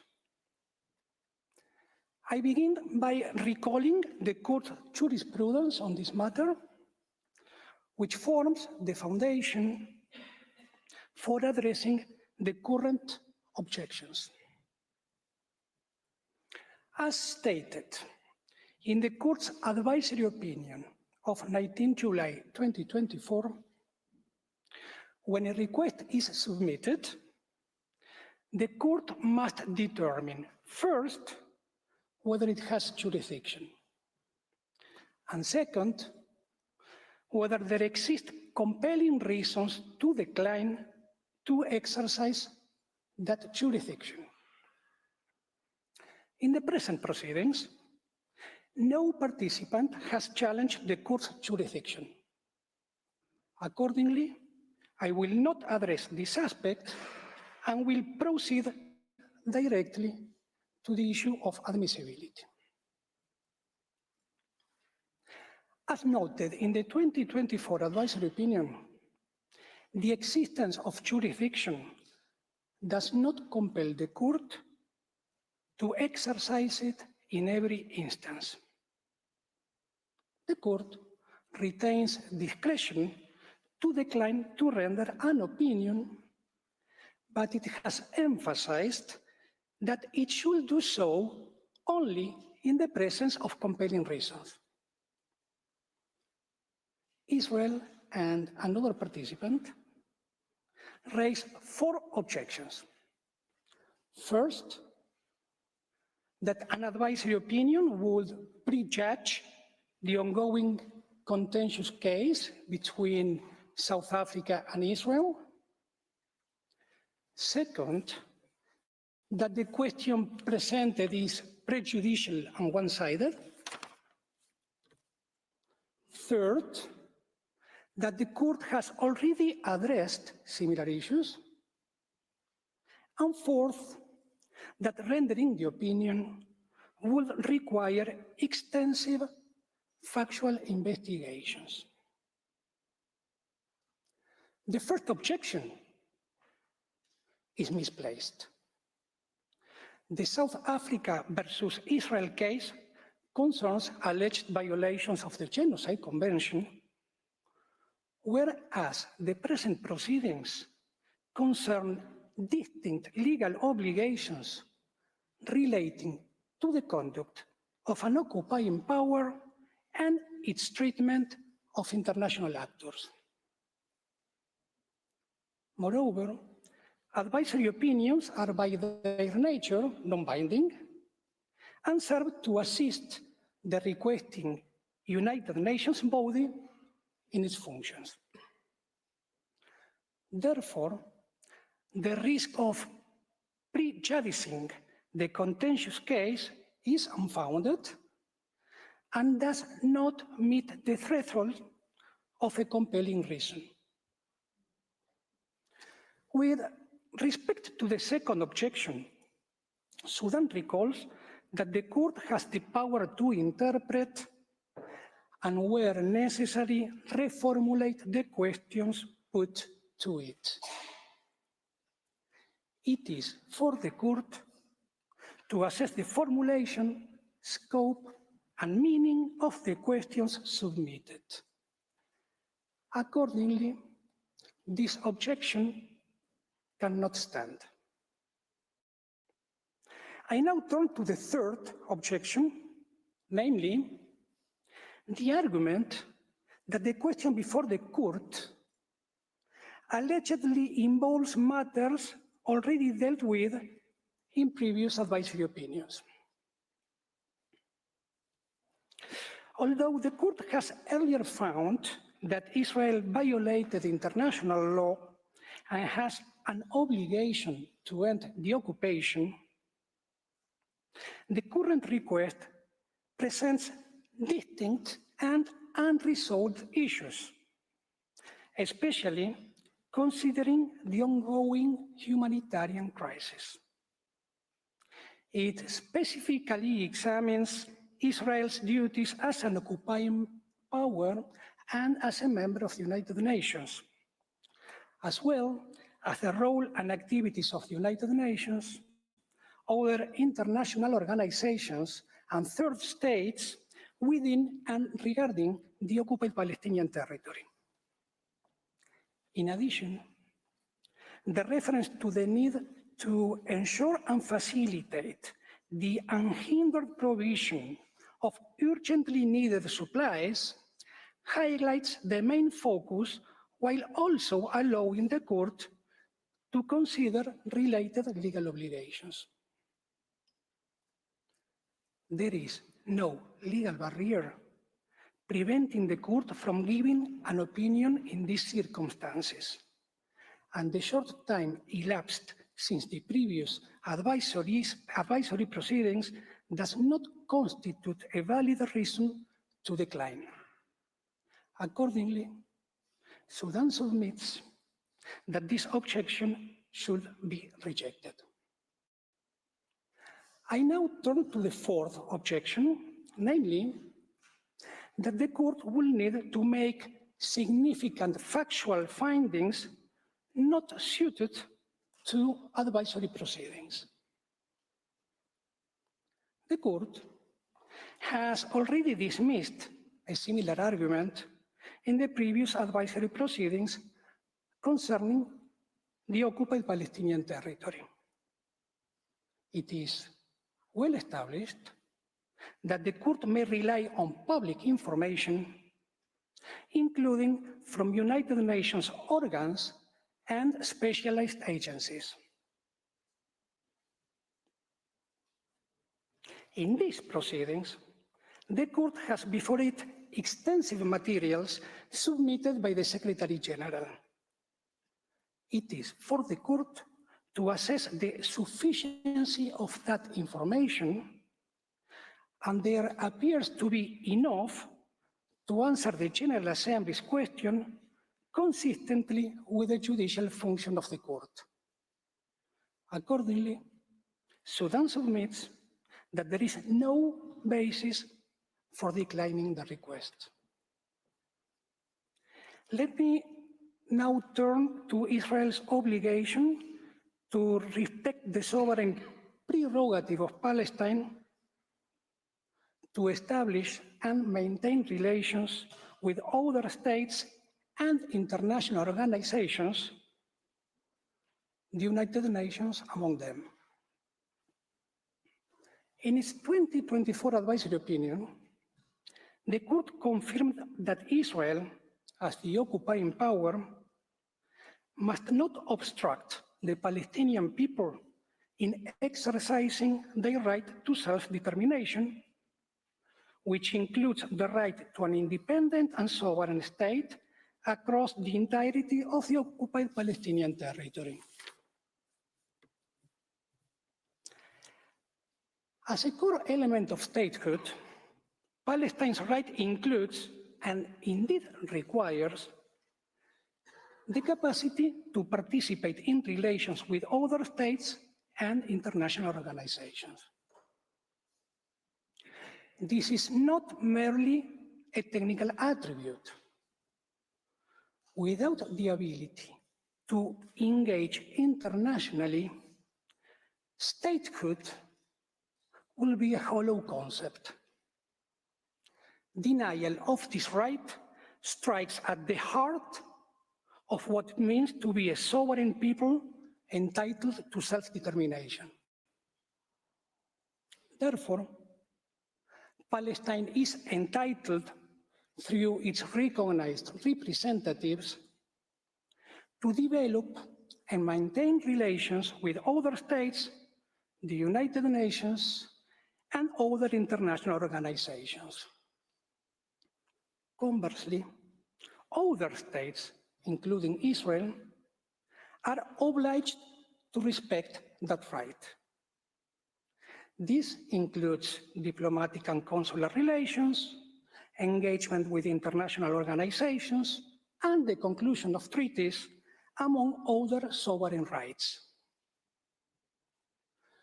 Where such relations are pursued freely by the Palestinian authorities, any effort to hinder them constitutes a breach of the right to self-determination. Likewise, deliberate efforts to obstruct the presence of diplomatic or consular actors in the occupied Palestinian territory infringe upon that right. I shall now turn briefly to Israel's obligation to respect the privileges and immunities of the United Nations. One participant in these proceedings presents 5 claims aimed at justifying Israel's actions regarding the Relief and Works Agency. Each of these claims is flawed in law and in principle. Sudan respectfully contests these claims, drawing upon the Charter of the United Nations, the 1946 Convention on the Privileges and Immunities of the United Nations, and settled United Nations practice. First, functional necessity. It is indeed true that Article 105 of the Charter of the United Nations refers to privileges and immunities, I quote, as are necessary, unquote, for the fulfillment of the purposes of the United Nations. But the interpretation of what is necessary is not left to the discretion of individual states. That interpretation was codified by the General Assembly in the 1946 Convention on the Privileges and Immunities of the United Nations, a treaty in force for Israel. That convention grants the United Nations absolute immunity from legal process unless it has expressly waived that immunity.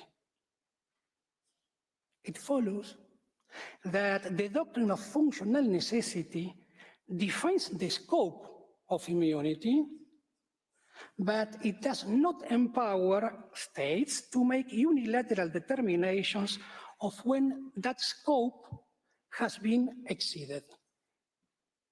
Second, alleged violations of neutrality. That participant claims that the Relief and Works Agency's privileges and immunities can be forfeited due to alleged neutrality violations. This proposition is legally unsustainable.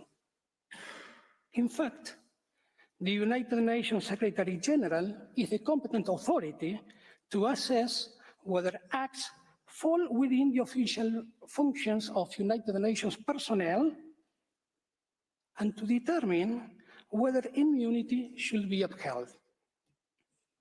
Moreover, the 1946 Convention provides that United Nations property and assets shall be immune from any form of interference, whether by executive, administrative, judicial, or legislative action. That protection is not conditional on the perceived behavior of staff members. Even in cases involving serious allegations, any recourse must be sought through United Nations channels, not through unilateral action that undermines the United Nations independence and inviolability. This interpretation is confirmed by the Court's advisory opinion of 29 April 1999. Third, substitutability of the Relief and Works Agency. Whether other agencies could, in theory, fulfill the role of the Relief and Works Agency is irrelevant to the question at hand. The legal test is not about indispensability. The Relief and Works Agency is a subsidiary organ of the General Assembly and as such falls squarely within the protective scope of the 1946 Convention. Its privileges and immunities do not depend on how replaceable it may be. They derive from its institutional status. Moreover, the General Assembly has repeatedly reaffirmed the mandate of the Relief and Works Agency, most notably in Resolution 64/89, which calls on Israel to cease obstruction of the agency's operations in Gaza. Fourth, state party discretion. Israel cannot lawfully revoke or restrict immunities on its own initiative. The 1946 Convention confers absolute inviolability upon United Nations premises and archives. It further obliges state parties to actively protect these premises from interference, including by third parties. This inviolability includes immunity from physical searches of United Nations vehicles and materials, a point reaffirmed by the United Nations own interpretation.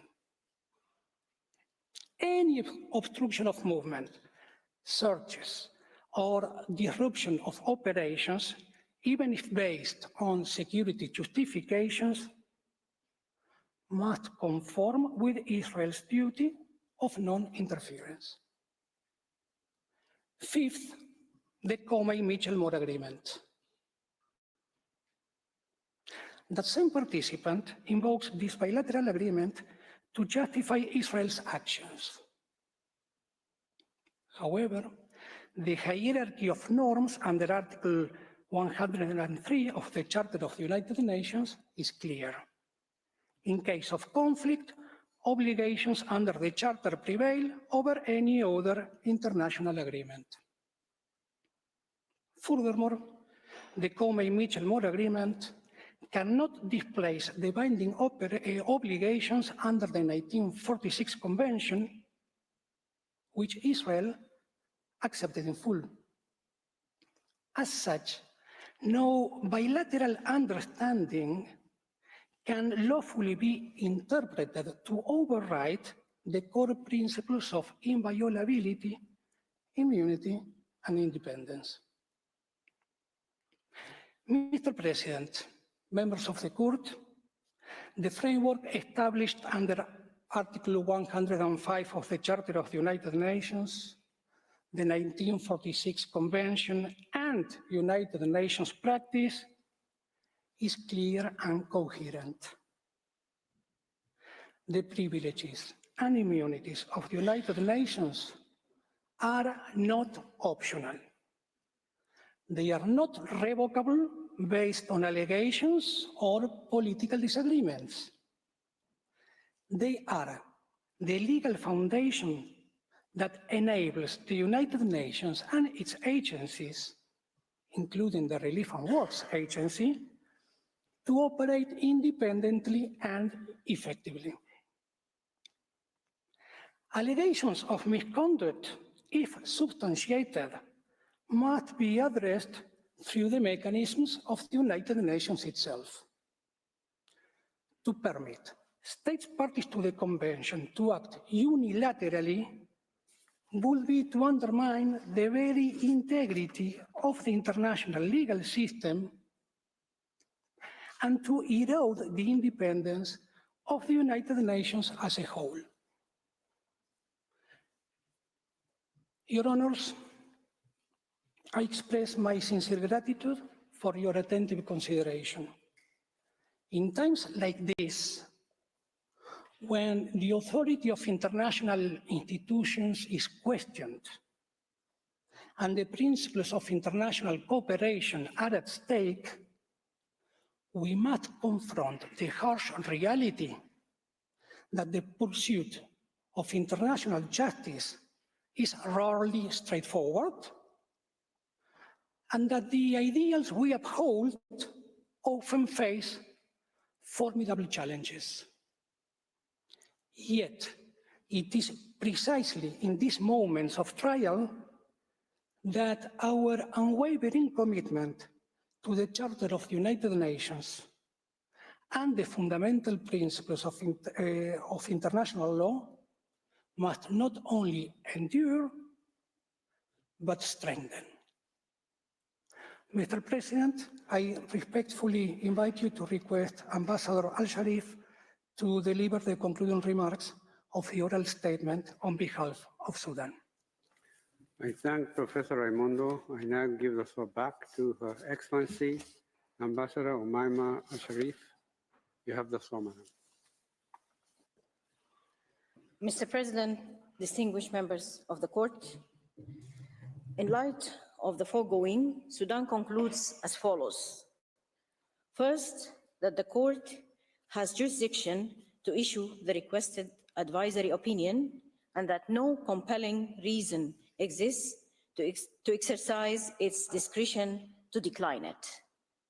Second, that Israel, as an occupying power and a United Nations member, has obligation regarding the presence and activities of the United Nations, international organizations, and third states in the occupied Palestinian territory, which include the obligation to respect the sovereign right of Palestine to enter into relations with other states and international organizations.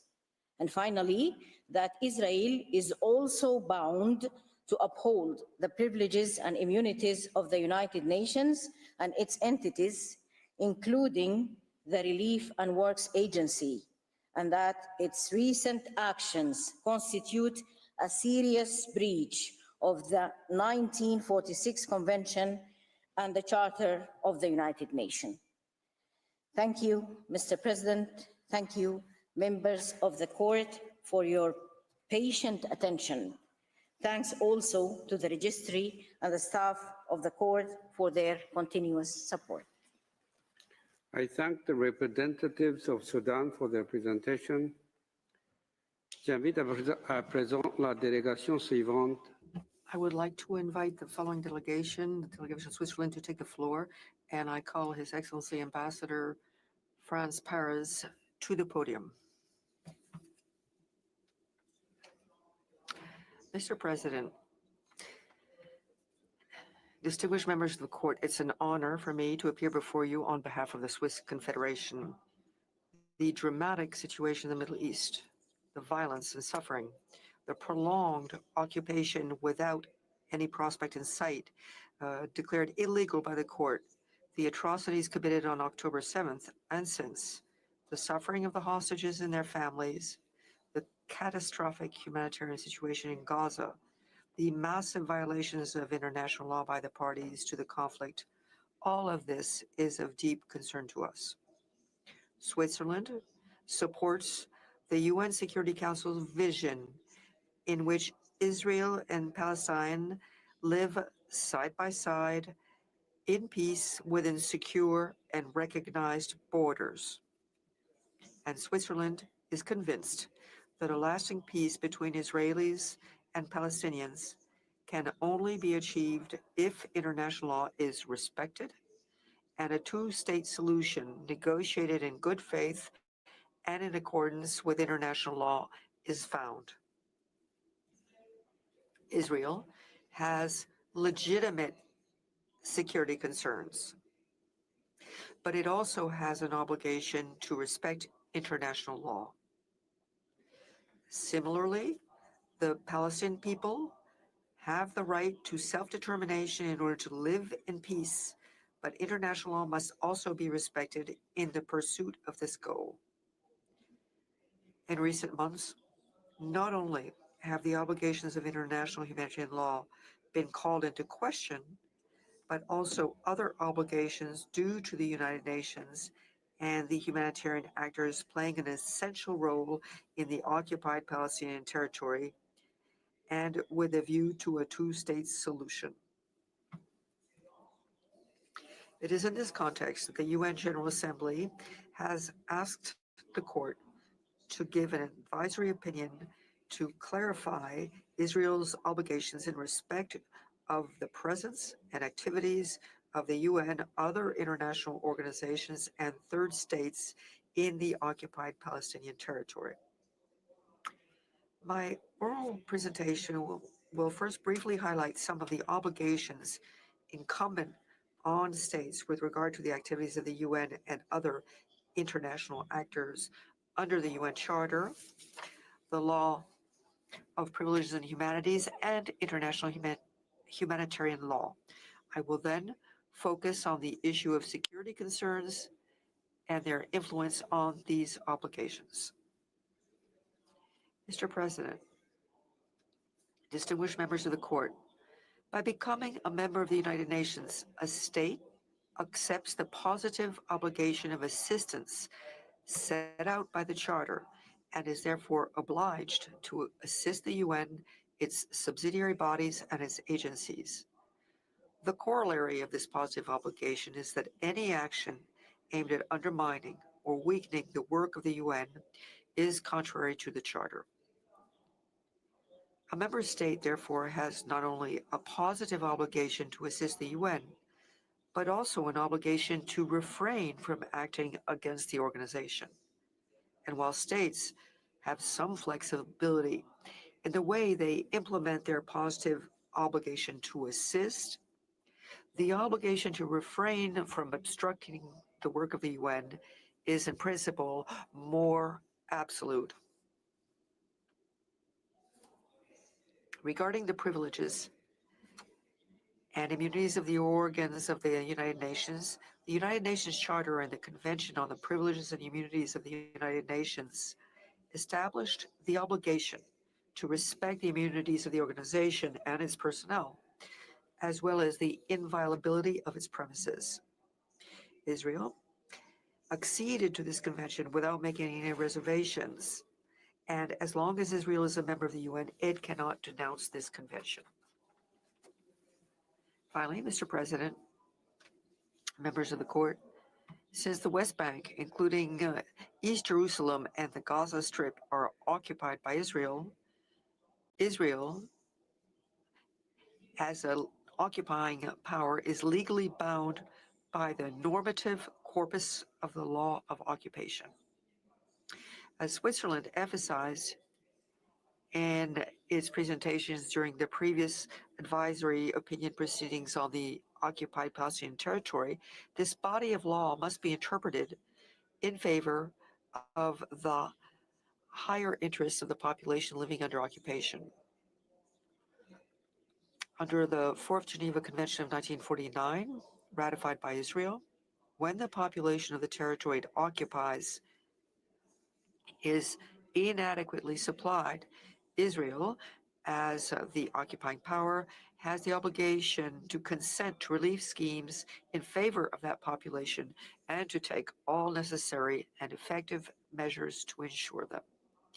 The court also recalled this obligation in the context of several orders indicating provisional measures last year, and in particular stressed the obligation, here I quote, take all necessary and effective measures to ensure, without delay, in full cooperation with the United Nations, the unhindered provision at scale by all concerned of urgently needed basic services and humanitarian assistance.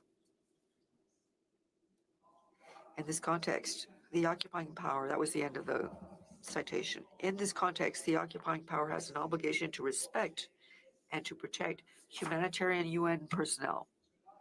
This was reiterated by Resolution 2730, adopted by the Security Council in May 2024 at the initiative of Switzerland. Finally, relief agencies present and respecting humanitarian principles must be able to continue their activities independently of the occupation without any change which might be prejudicial to their activities on the part of the occupying power. To summarize, under the Charter, Israel has an obligation of assistance to the United Nations and its subsidiary organs. Under the Charter and the Convention on the Privileges and Immunities of the United Nations, Israel has an obligation to respect the privileges and immunities of the United Nations and its subsidiary organs. And finally, under international humanitarian law, Israel, as the occupying power, has an obligation to ensure, while cooperating with the United Nations and other humanitarian organizations, the provision of basic services and humanitarian assistance, and to ensure the well-being of the population under its control. Mr. President, members of the court, I would now like to turn to the issue of security concerns and their influence on the obligations mentioned previously. These clear obligations may, in exceptional circumstances, conflict with legitimate security concerns of a state. Security concerns are not, as such, particularly defined. They are not, however, a blank check, the invocation of which makes it possible to evade international law and legal scrutiny.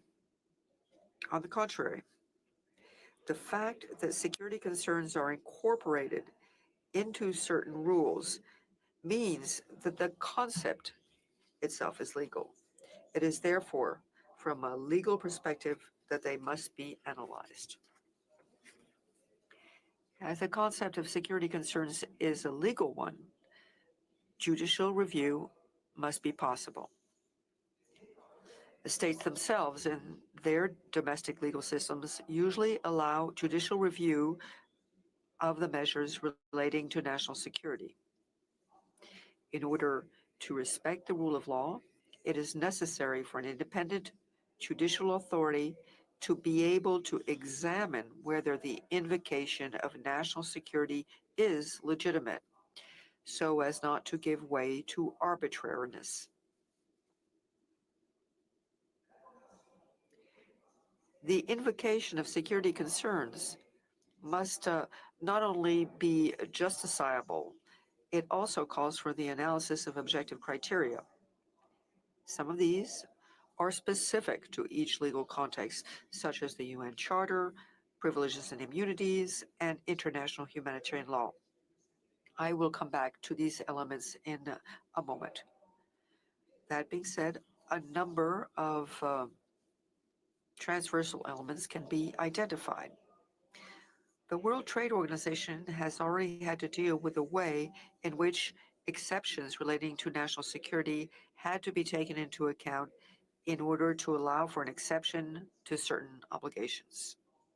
In this context, the central conclusion reached by the panels is that the invocation of national security is not purely a subjective exercise of description.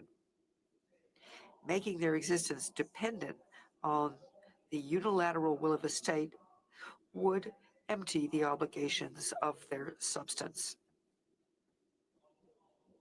In other words, invoking security concerns does not remove a complex of facts from international law and the obligations arising therefrom.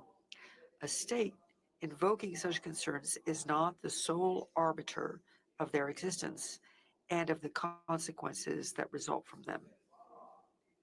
To invoke national security concerns, 3 criteria can be identified.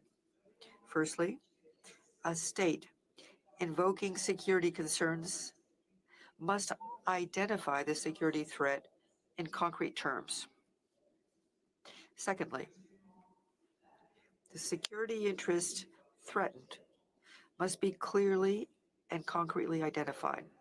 To be a legitimate security interest, it must reach a particularly high threshold. Thirdly, there must be a causal relationship between the threat and the security interest advanced. A security concern that is only vaguely related to the alleged threat cannot be taken into account. With regard to these 3 aspects, the existence of a concrete threat, legitimate concerns for safety, and a causal link, a threshold of objectivity must be reached. This means that all the relevant elements must be presented on the basis of concrete and specific facts in an understandable and verifiable manner. It is not sufficient to rely on a vague threat to justify the invocation of safety concerns. Finally, the invocation of security concerns must be made in accordance with the principle of good faith. It cannot be accepted if the policy pursued is specifically aimed at inciting disorder. When all the above criteria are met, the response must comply with a number of fundamental legal principles. For example, the principles of necessity and proportionality must be respected.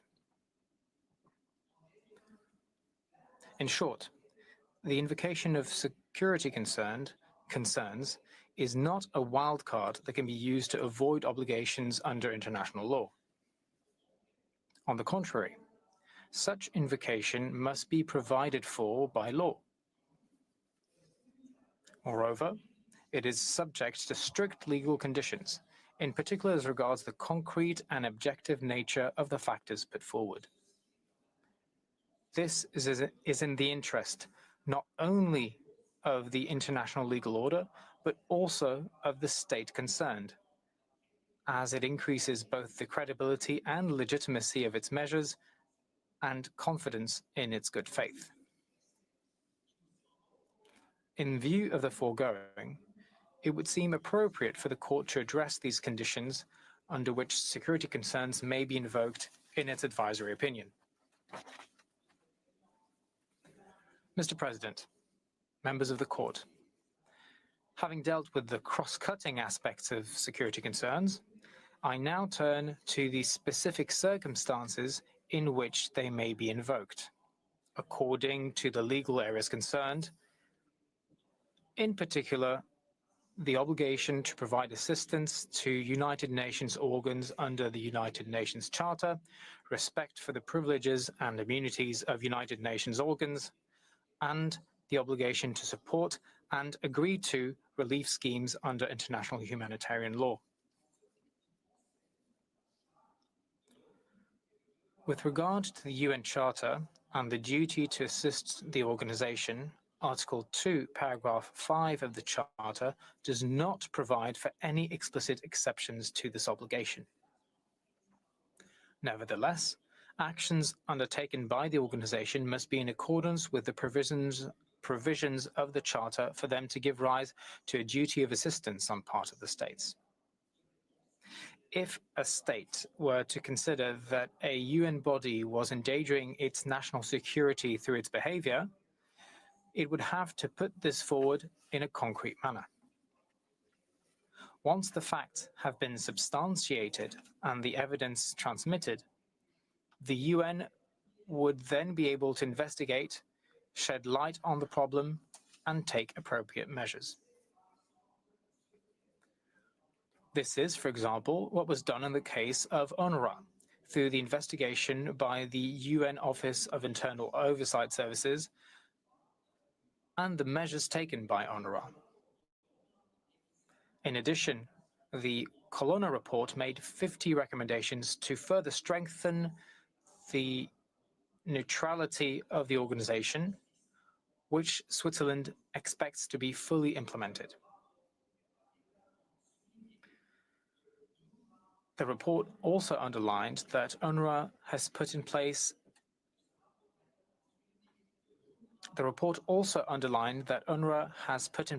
a significant number of mechanisms and procedures to ensure respect for humanitarian principles. UNRWA and its mandate remain relevant to a two-state solution and the creation of a Palestinian state with the means to resume these services.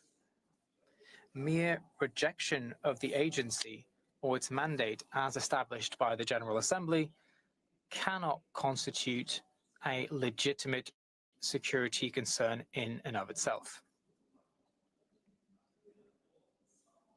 Furthermore, UNRWA continues to play a central role in the provision of quasi-state services such as health or education to the population of the occupied Palestinian territory, as well as in the provision of humanitarian assistance.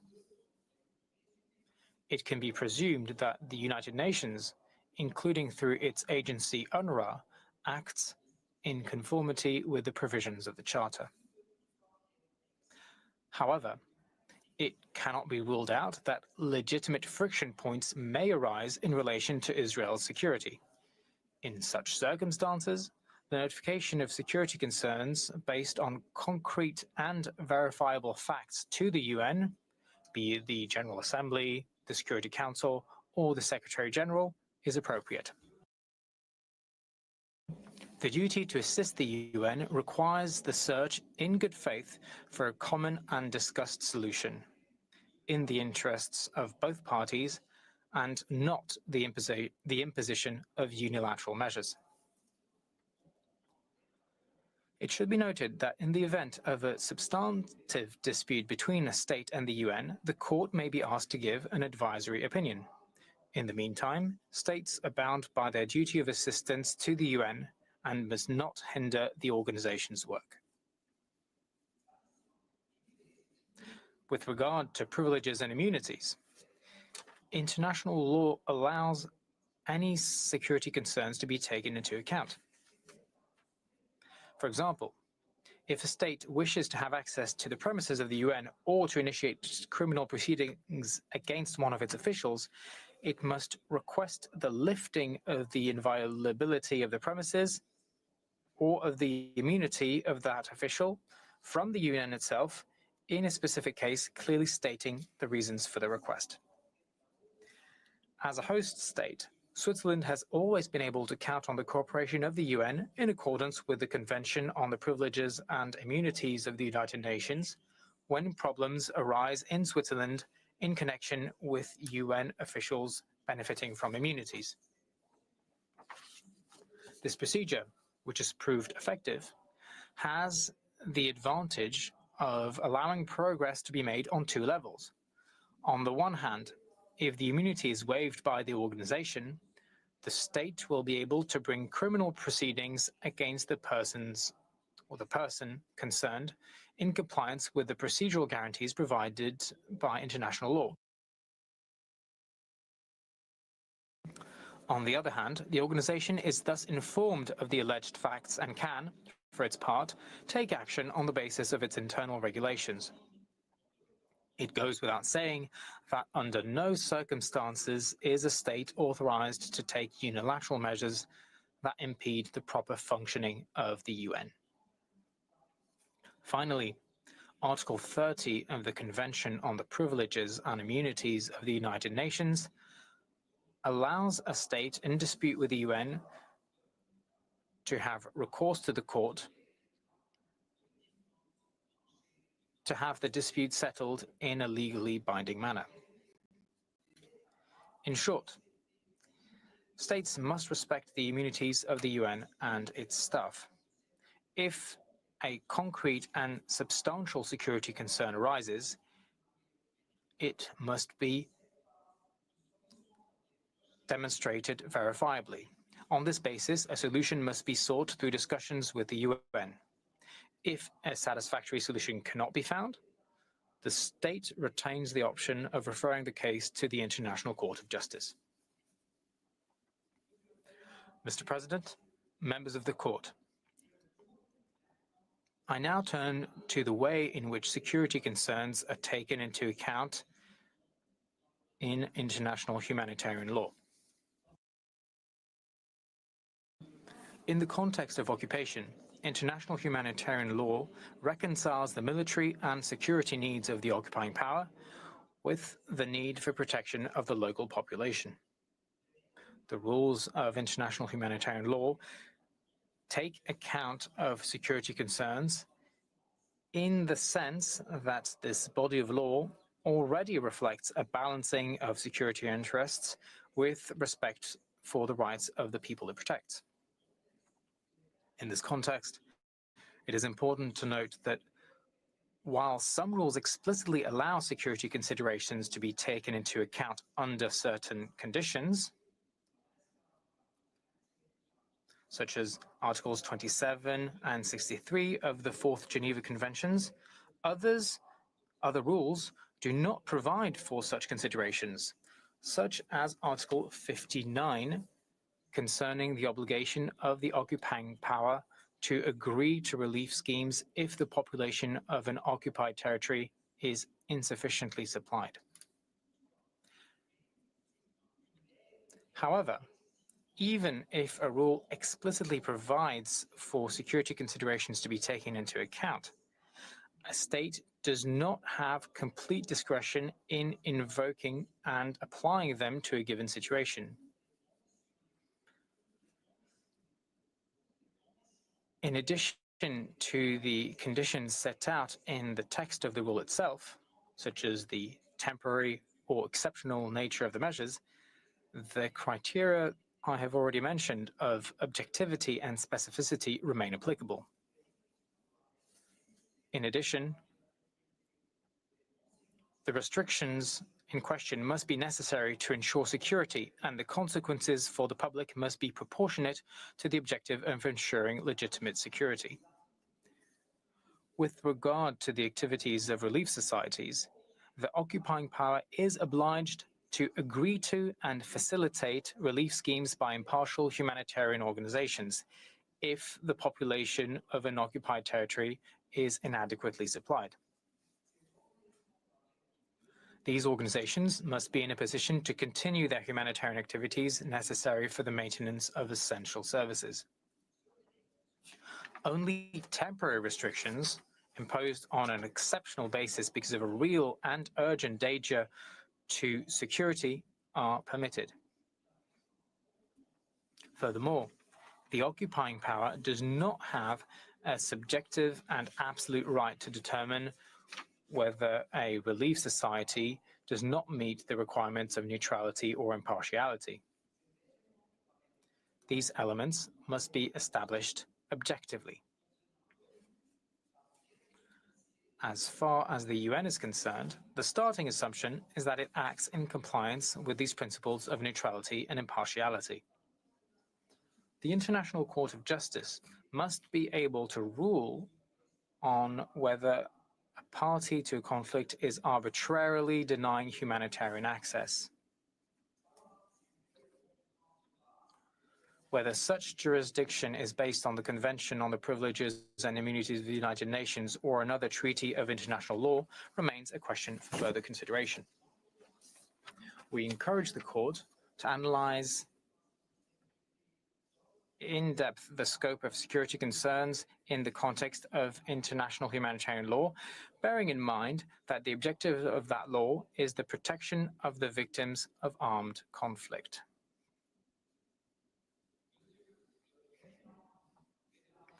Mr. President, members of the Court, allow me to briefly summarize the essence of my remarks. A member state of the United Nations has a duty of assistance to the organization and its organs and agencies under the Charter.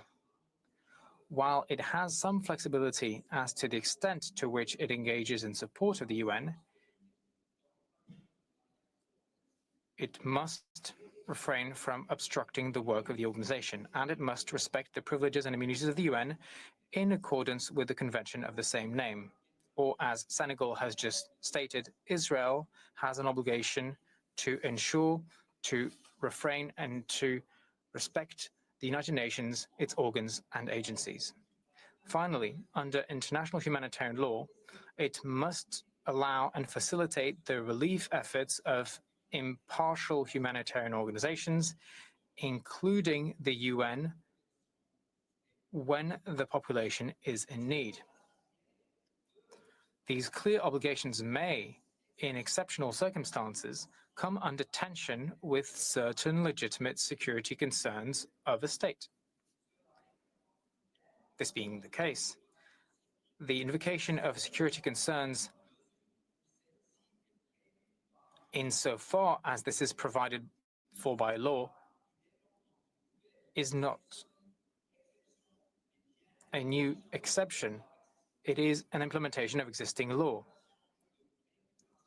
And calling upon security concerns is not a blank check, but must be based on legal considerations. These legal considerations, in addition to those provided for by the rule in question, include three criteria in particular.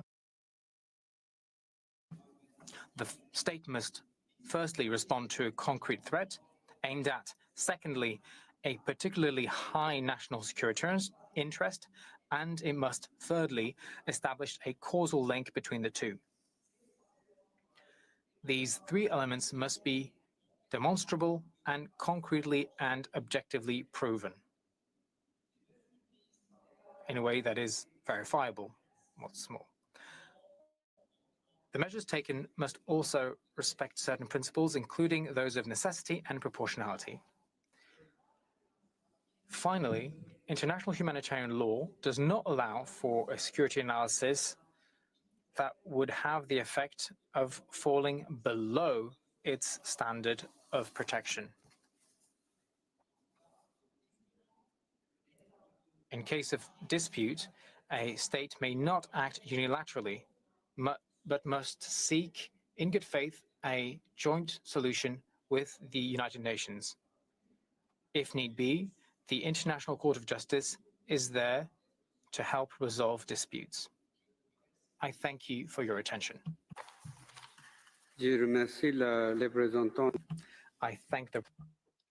I would like to thank the representatives of Switzerland for his presentation, and now invite the next delegation, the delegation of the Comoros, to take the floor. And I call His Excellency Ambassador Yusuf Mondoha Asmani to the podium. I now call His Excellency Ambassador Yusuf Mondoha Asumani to the podium.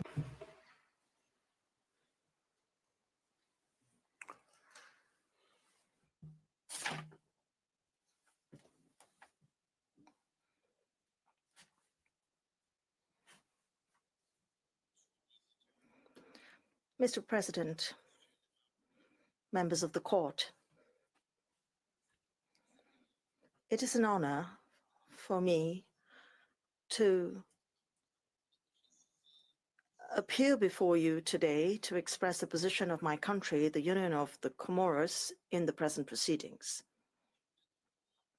The Union of the Comoros has never ceased to support multilateral efforts to achieve a just and lasting solution to the Palestinian situation. It has historically been firmly and strongly committed to the realization of the Palestinian people's right to self-determination, including its right to an independent and sovereign state within secure borders recognized by international law. In this respect, the Union of the Comoros would like to point out that it is one of the United Nations member states which voted in favor of Resolution 79/232, adopted by a large majority by the General Assembly and requiring an advisory opinion from the court.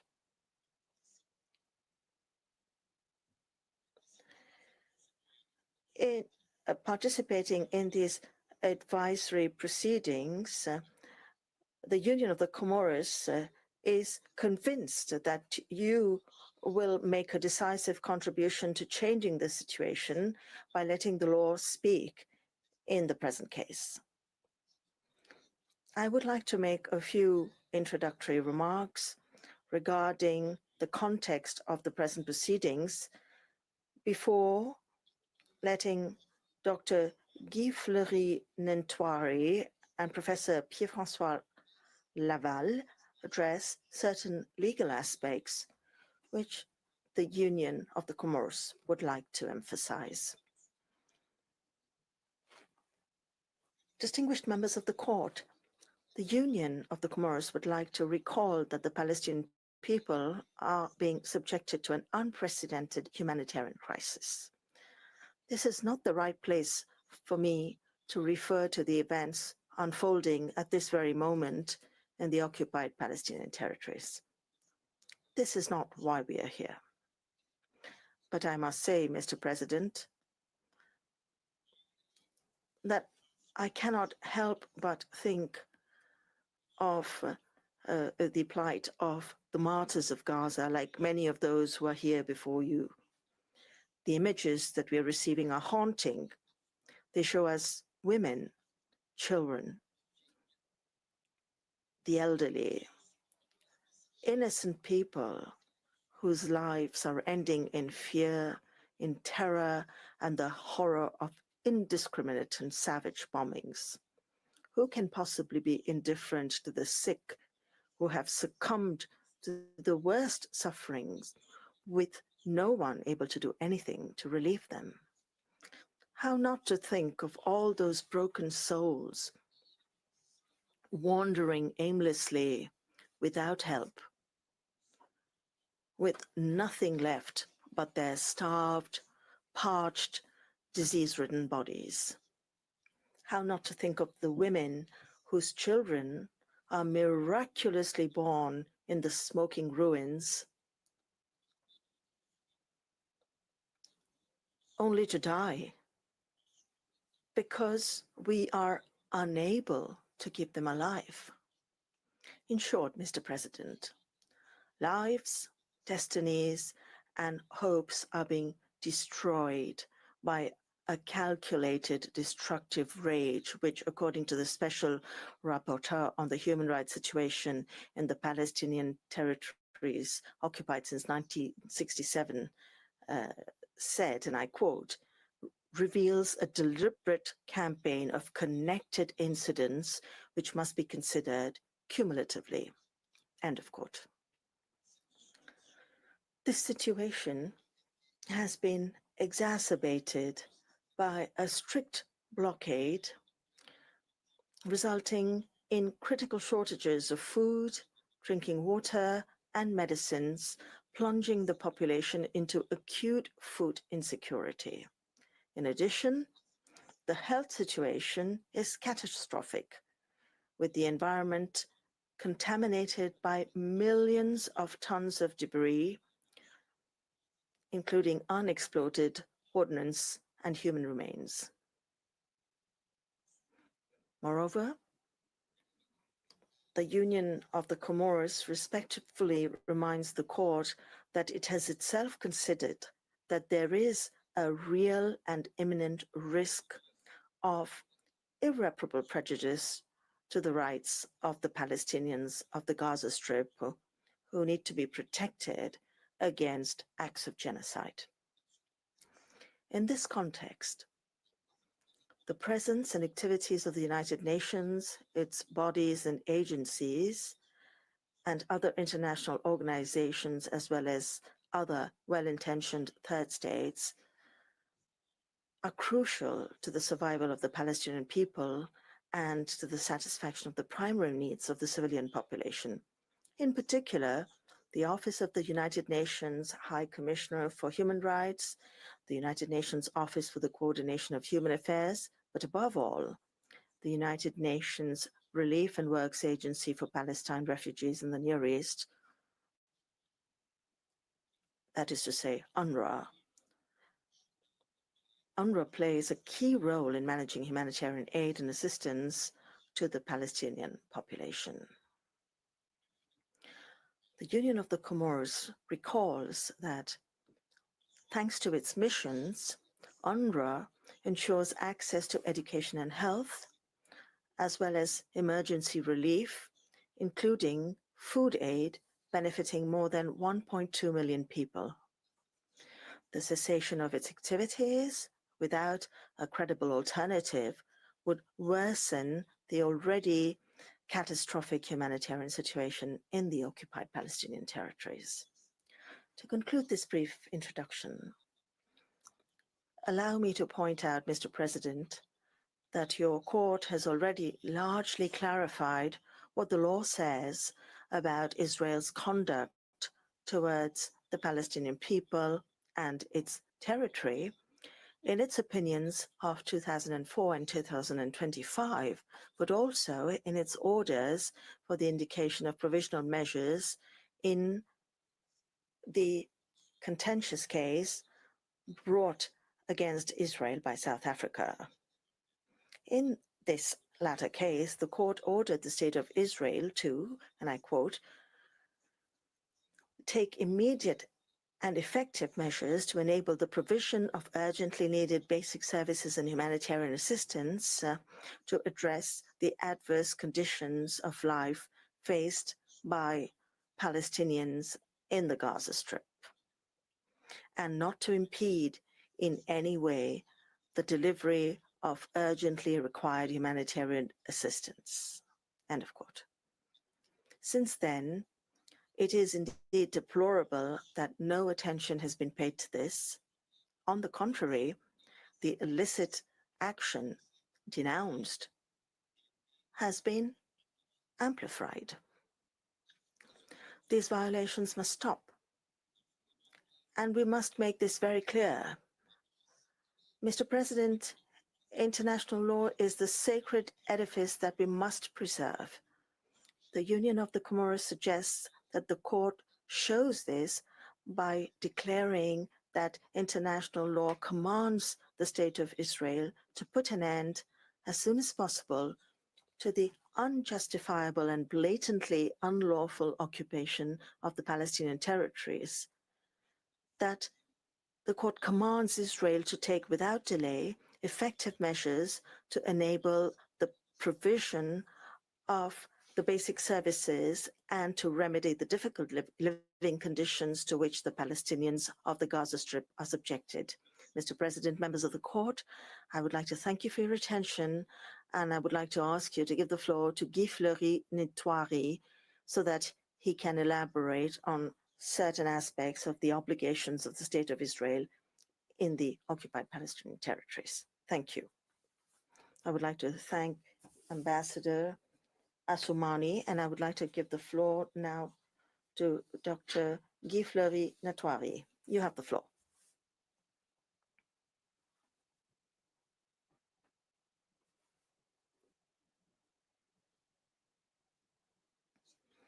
Mr. President, members of the court, it is an honor to appear before you today to clarify the position of the Comoros on the legal content of Israel's obligations. First of all, the Union of the Comoros notes from the written submissions that there is consensus on certain points among the participants in these proceedings. These include the court's jurisdiction to render the advisory opinion requested, the absence of compelling reasons which would lead it to refuse to render its opinion, but also the fact that measures taken by Israel hinder the activities of the UN, including UNRWA, and constitute a violation of Israel's obligations under the Palestinian people's right to self-determination. Under international humanitarian law, the obligations incumbent upon the occupying power under international human rights law and under the international law of humanities. The Union of the Comoros notes and recalls that it fully subscribes to it and refers to its written statement for the development of the underlying legal arguments. Mr. President, members of the court, the Comoros would like to focus today on certain questions raised by some delegations in their written submissions. Indeed, it has been argued that the state of Israel cannot be qualified as an occupying power in the Gaza Strip, and that UNRWA is not an impartial body, which has led, according to some, to an obligation to withdraw from the 1967 exchange of letters. The Union of the Comoros strongly contests this erroneous interpretation of certain fundamental principles of international law.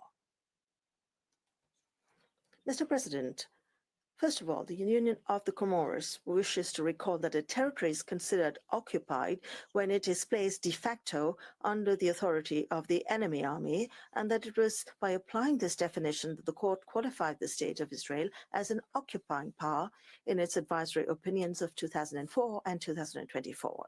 In the latter opinion of 2024, the court clearly found that, and I quote, Israel remained capable of exercising and continued to exercise certain key elements of authority over the Gaza Strip, including control of the land, sea, and air borders, restrictions on movement of people and goods, collection of import and export taxes, and military control over the buffer zone, despite the withdrawal of its military presence in 2005. This is even more true since 7th of October 2023. End of quote. Consequently, the Union of the Comoros notes that Israel continues to exercise effective control over the Palestinian territory since the court's last opinion, and consequently, that its characterization as an occupying power still persists. Furthermore, the Union of Comoros notes the inconsistencies in Israel's claim. On the one hand, Israel contests its status of an occupying power, but on the other hand, it uses that very status, at least implicitly, to justify its initiatives with regard to UNRWA. Secondly, the Union of Comoros strongly disagrees with the argument that UNRWA's lack of impartiality justifies the laws passed by the Knesset for two reasons. Firstly, UNRWA, which it should be recalled, was set up to provide assistance to Palestinian refugees. UNRWA conducts its activities impartially. In this respect, the Union of the Comoros deplores the campaign launched by the Israeli authorities to equate UNRWA with Hamas and to portray the UN agency as promoting terrorism. These accusations are erroneous and unfounded. The Union of the Comoros believes that they also pose a dangerous threat to UN personnel worldwide. It is also very important to understand what the concept of impartiality means. in this case, contrary to what certain isolated positions may affirm, which associate this notion with the promotion of a political agenda rather than with the strict application of the law or with biased representations of the conflict raging in the region, impartiality within the meaning of the Geneva Conventions, and as this court was able to affirm in 1986 on the basis of the fundamental principles proclaimed by the ICRC, in this sense, there is no doubt that UNRWA is an impartial humanitarian organization. Secondly, the Union of the Comoros recognizes that Article 63 of the Fourth Geneva Convention provides for an exception to the occupying power's obligations towards humanitarian organizations in the event of, quote unquote, imperative security considerations. However, this exception is interpreted strictly by the ICRC, which states that under no circumstances may an occupying power invoke security considerations to suspend in a general manner any humanitarian activity in occupied territory, unquote. Contrary to what the Israeli authorities assert, the Union of the Comoros maintains that the exception in Article 63 is not applicable to the situation in the Palestinian territories insofar as the activities of relief organizations such as UNRWA, the Red Cross, or the Red Crescent in no way constitute an imperative threat to the security of the State of Israel. Moreover, while the United States is right in stressing that the occupying power can indeed modulate its humanitarian obligations according to the circumstances, these obligations do not disappear. The phrase, to the fullest extent of the means available to it in Article 55 of the Fourth Geneva Convention is only intended to take account of the material difficulties which an occupying power may have to face in time of war, as the ICRC stated in its commentary. And it is also specified that this power is under an obligation to use all the means available to it. In any case, even if these exceptions were to apply, they do not in any case allow for the adoption of general and absolute measures with regard to humanitarian assistance. Only specifically strictly necessary and proportionate measures may be adopted by the occupying power. Thus, Israel's laws prohibiting all UNRWA activities are general and absolute measures and therefore unlawful. In this respect, the Union of the Comoros notes that the otherwise undocumented allegations made by the State of Israel concerning infiltration of UNRWA by Hamas are limited to Gaza and make no mention of UNRWA's activities in the West Bank and in East Jerusalem. Consequently, the hindrance of UNRWA's activities in these two other territories is manifestly disproportionate. Moreover, the State of Israel admits in its written statement that it does not intend to hinder humanitarian aid or any other humanitarian assistance to the civilian population by adopting the law putting an end to UNRWA's activities. In practice, however, no measures have been taken to ensure even a temporary handover to UNRWA. Furthermore, the Union of the Comoros recalls that the provision of humanitarian assistance is a lawful activity under general international law and in no way requires the prior authorization of the occupying power. At most, the occupying power may organize the delivery of humanitarian aid, that is, check the entry of goods needed by the civilian population, and regulate the times and the routes of their passage. Indeed, as the court stated in the case concerning military activities in and against Nicaragua, and I quote, there can be no doubt that the provision of strictly humanitarian aid to persons or forces in another country, whatever their political affiliations or objectives, cannot be regarded as unlawful intervention or as in any other way contrary to international law. End of quote.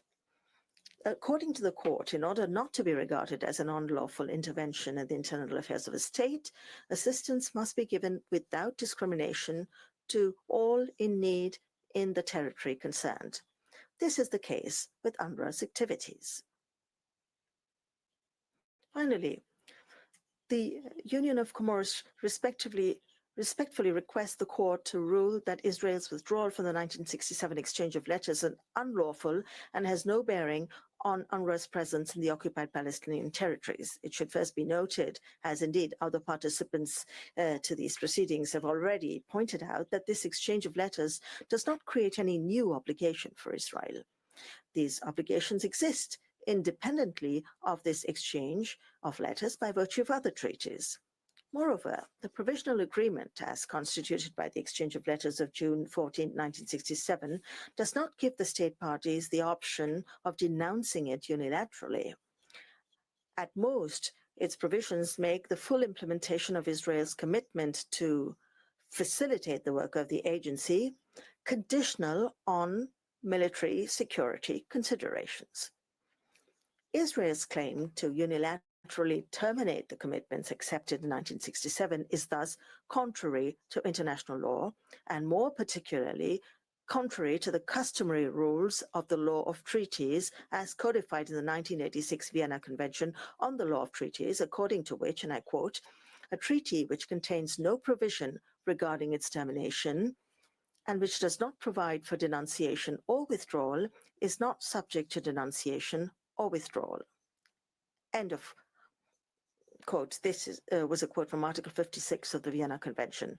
The two exceptions allowed by this same rule provide that withdrawal remains possible if it is established, A, that the parties intended to admit the possibility of denunciation or withdrawal, B, that a right of denunciation or withdrawal may be implied by the nature of the treaty. These two exceptions cannot provide a legal basis for Israel's claim either, insofar as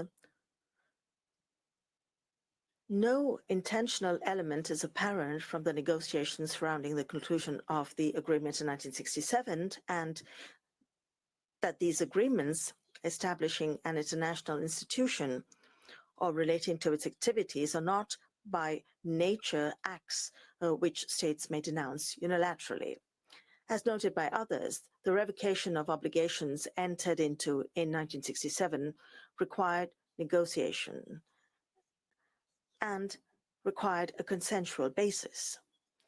The court itself calls for a reciprocal obligation of organizations and host states to cooperate in good faith when it comes to revising a headquarters agreement. In any case, even if the denunciation were valid, Israel, in accordance with the customary law codified in the 1986 Vienna Convention, can only exercise its right of revocation by giving 12 months' notice. During this period of notice, Israel must continue to respect its obligations under international law with regard to the Charter and UNRWA. Furthermore, the Union of the Comoros respectfully recalls that the State of Israel cannot exercise any sovereignty over the occupied Palestinian territories. Consequently, it cannot prevent the Palestinian people from determining which form of humanitarian assistance they need and wish to accept.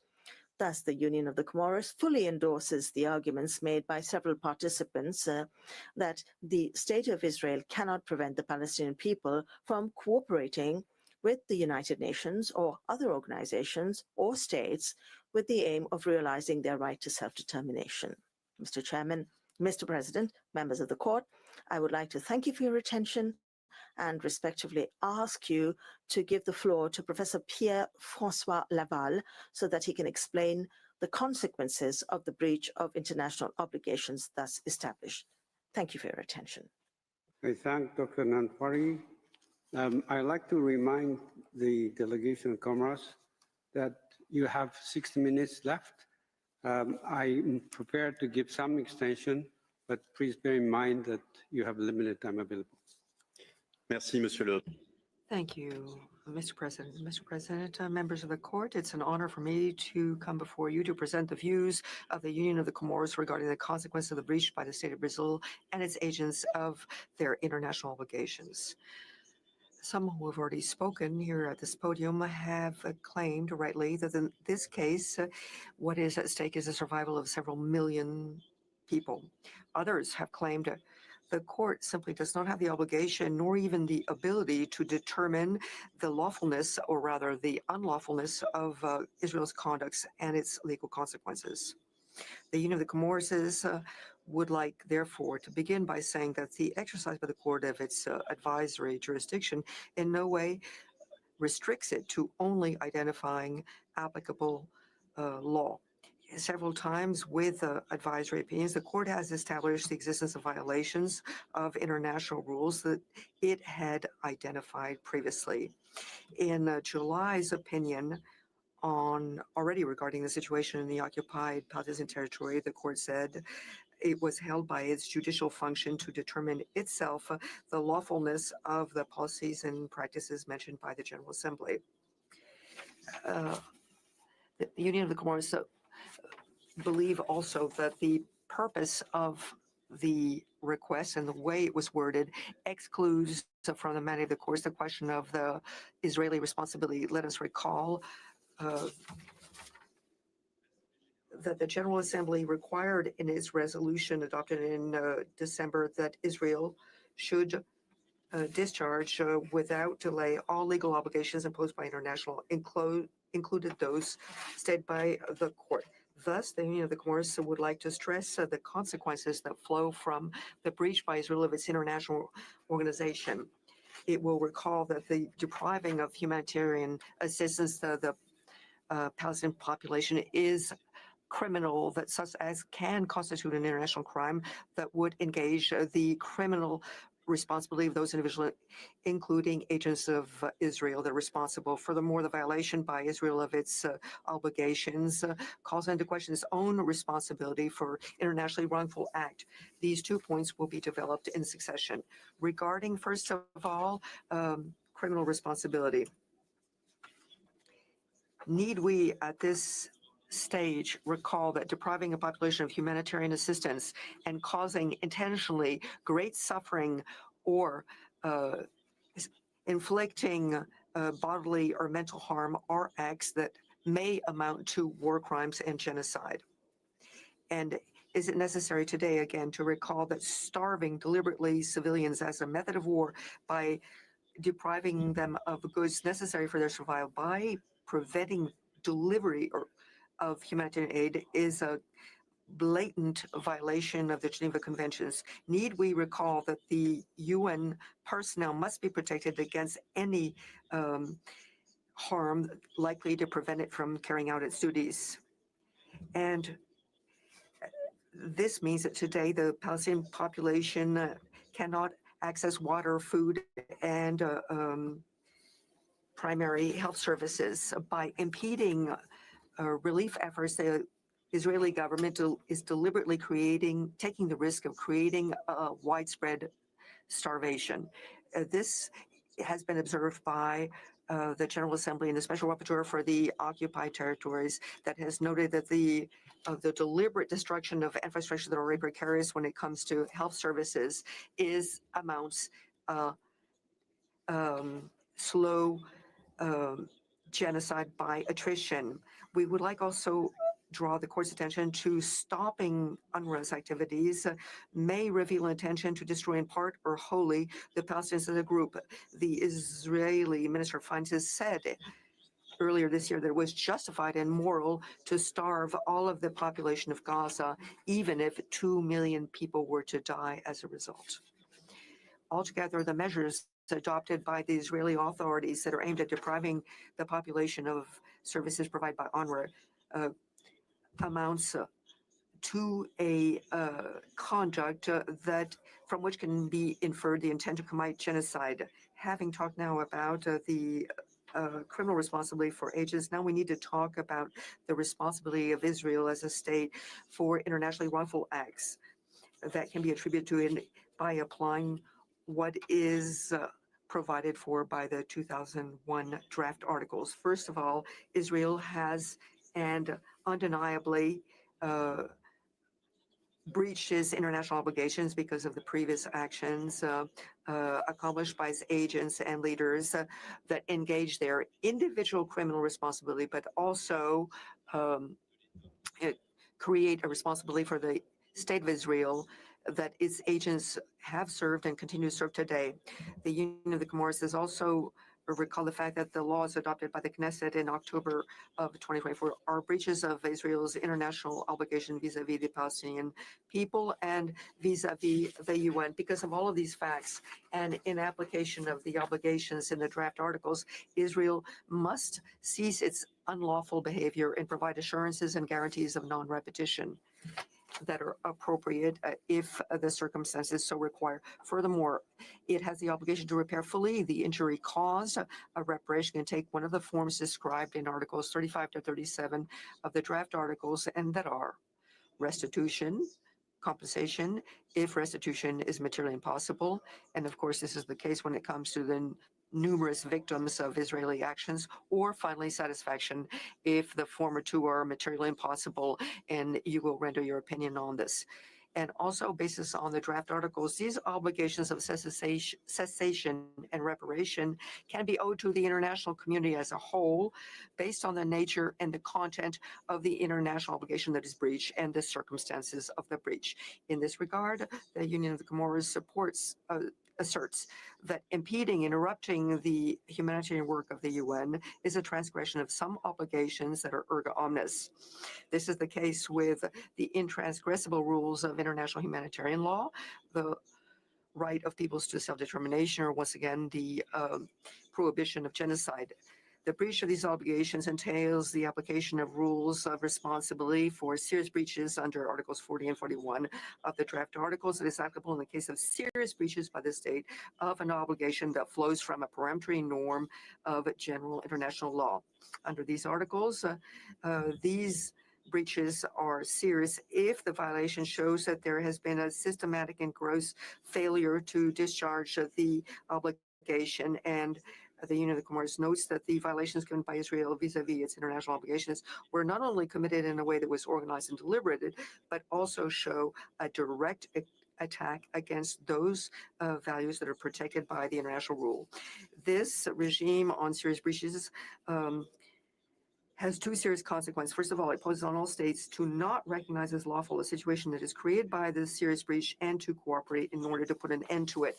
Then, under Article 48, all states can invoke the responsibility of Israel. As for Israel, it is not released from his duty to perform the obligations that have been breached by his conduct, as is recalled by Article 29. And first is the obligation to no longer impede humanitarian aid to the population, and in fact, the obligation to facilitate it. We could also cite the other international obligations, those that are incumbent upon Israel as a result of its status as an occupying power. Finally, we must also talk about the rights that the UN derives from the violation of its privileges and immunities and also its agents, and that Israel is assuming as a member state of the organization. The Union of the Comoros observes once again that by ignoring the privileges and immunities for UNRWA and its staff, the Israeli law adopted on October 20th, 2024, basically is a breach of international law, in particular, a breach of Articles 104 and 105 of the UN Charter, Articles 2 to 7 of the Convention on the Privileges and Immunities of the UN, the 1967 agreement between Israel and UNRWA, and also the Convention on Privileges and Immunities of specialized agencies. And we might say that here that there is no military reason nor any disposition of Israel's domestic law that can justify non-compliance of the obligations vis-a-vis the United Nations. With these observations, we have finished the presentation of the Union of the Comoros, and I thank you for your kind attention. For their presentation. This concludes this morning's sitting. The oral proceeding was resumed this afternoon at 3 p.m. in order for Tunisia, Vanuatu, the League of Arab States, the Organization of Islamic Cooperation, and the African Union to be heard on the question submitted to the court. The sitting is closed.